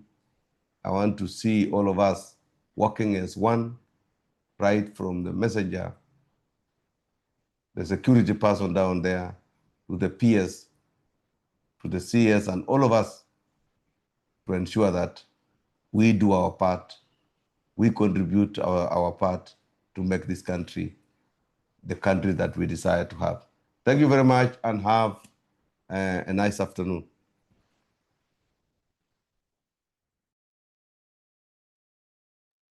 Thank you very much, sir. Chief of Staff and Head of Public Service. We've come now to the end of the meeting, and it is my pleasure now to ask everyone, we bow down for a word of prayer so that then we can go to the other business of the day. Gracious and Almighty God, we come before you with humble hearts, grateful for this day, for the successful meeting we've had, and for the opportunity you have given all of us to serve. As we bring this meeting to a close, we thank you for the wisdom shared, the unity of purpose, and the renewed commitment among all gathered here. We pray for the President of the Republic of Kenya and the leadership entrusted to him. Grant him wisdom, integrity, and courage as he guides our nation. May his decisions be marked by justice, compassion, and deep desire to serve all the people equitably. We also pray for the head of public service and the leadership and all staff members of this nation. Strengthen their resolve to serve with dedication and excellence. Provide us with clear purpose, integrity in our actions, and resilience against the challenges we encounter while serving. May our efforts consistently uplift communities and enhance the lives of every citizen. Lord, we ask you to bless us, the work of our hands, as we continue to deliver the services to the public. May we be guided by fairness, accountability, and spirit of service. Unite us in the purpose so that we may work together for the good of the nation. As we depart from this meeting, always be with us, guide us in all decisions that we make, and the deliberations that we have had here, let them bear fruit, and may all we do be of benefit to the Kenyan people. God, we give you all the glory and honor. In your holy name we pray. Amen. Thank you very much. The meeting is adjourned.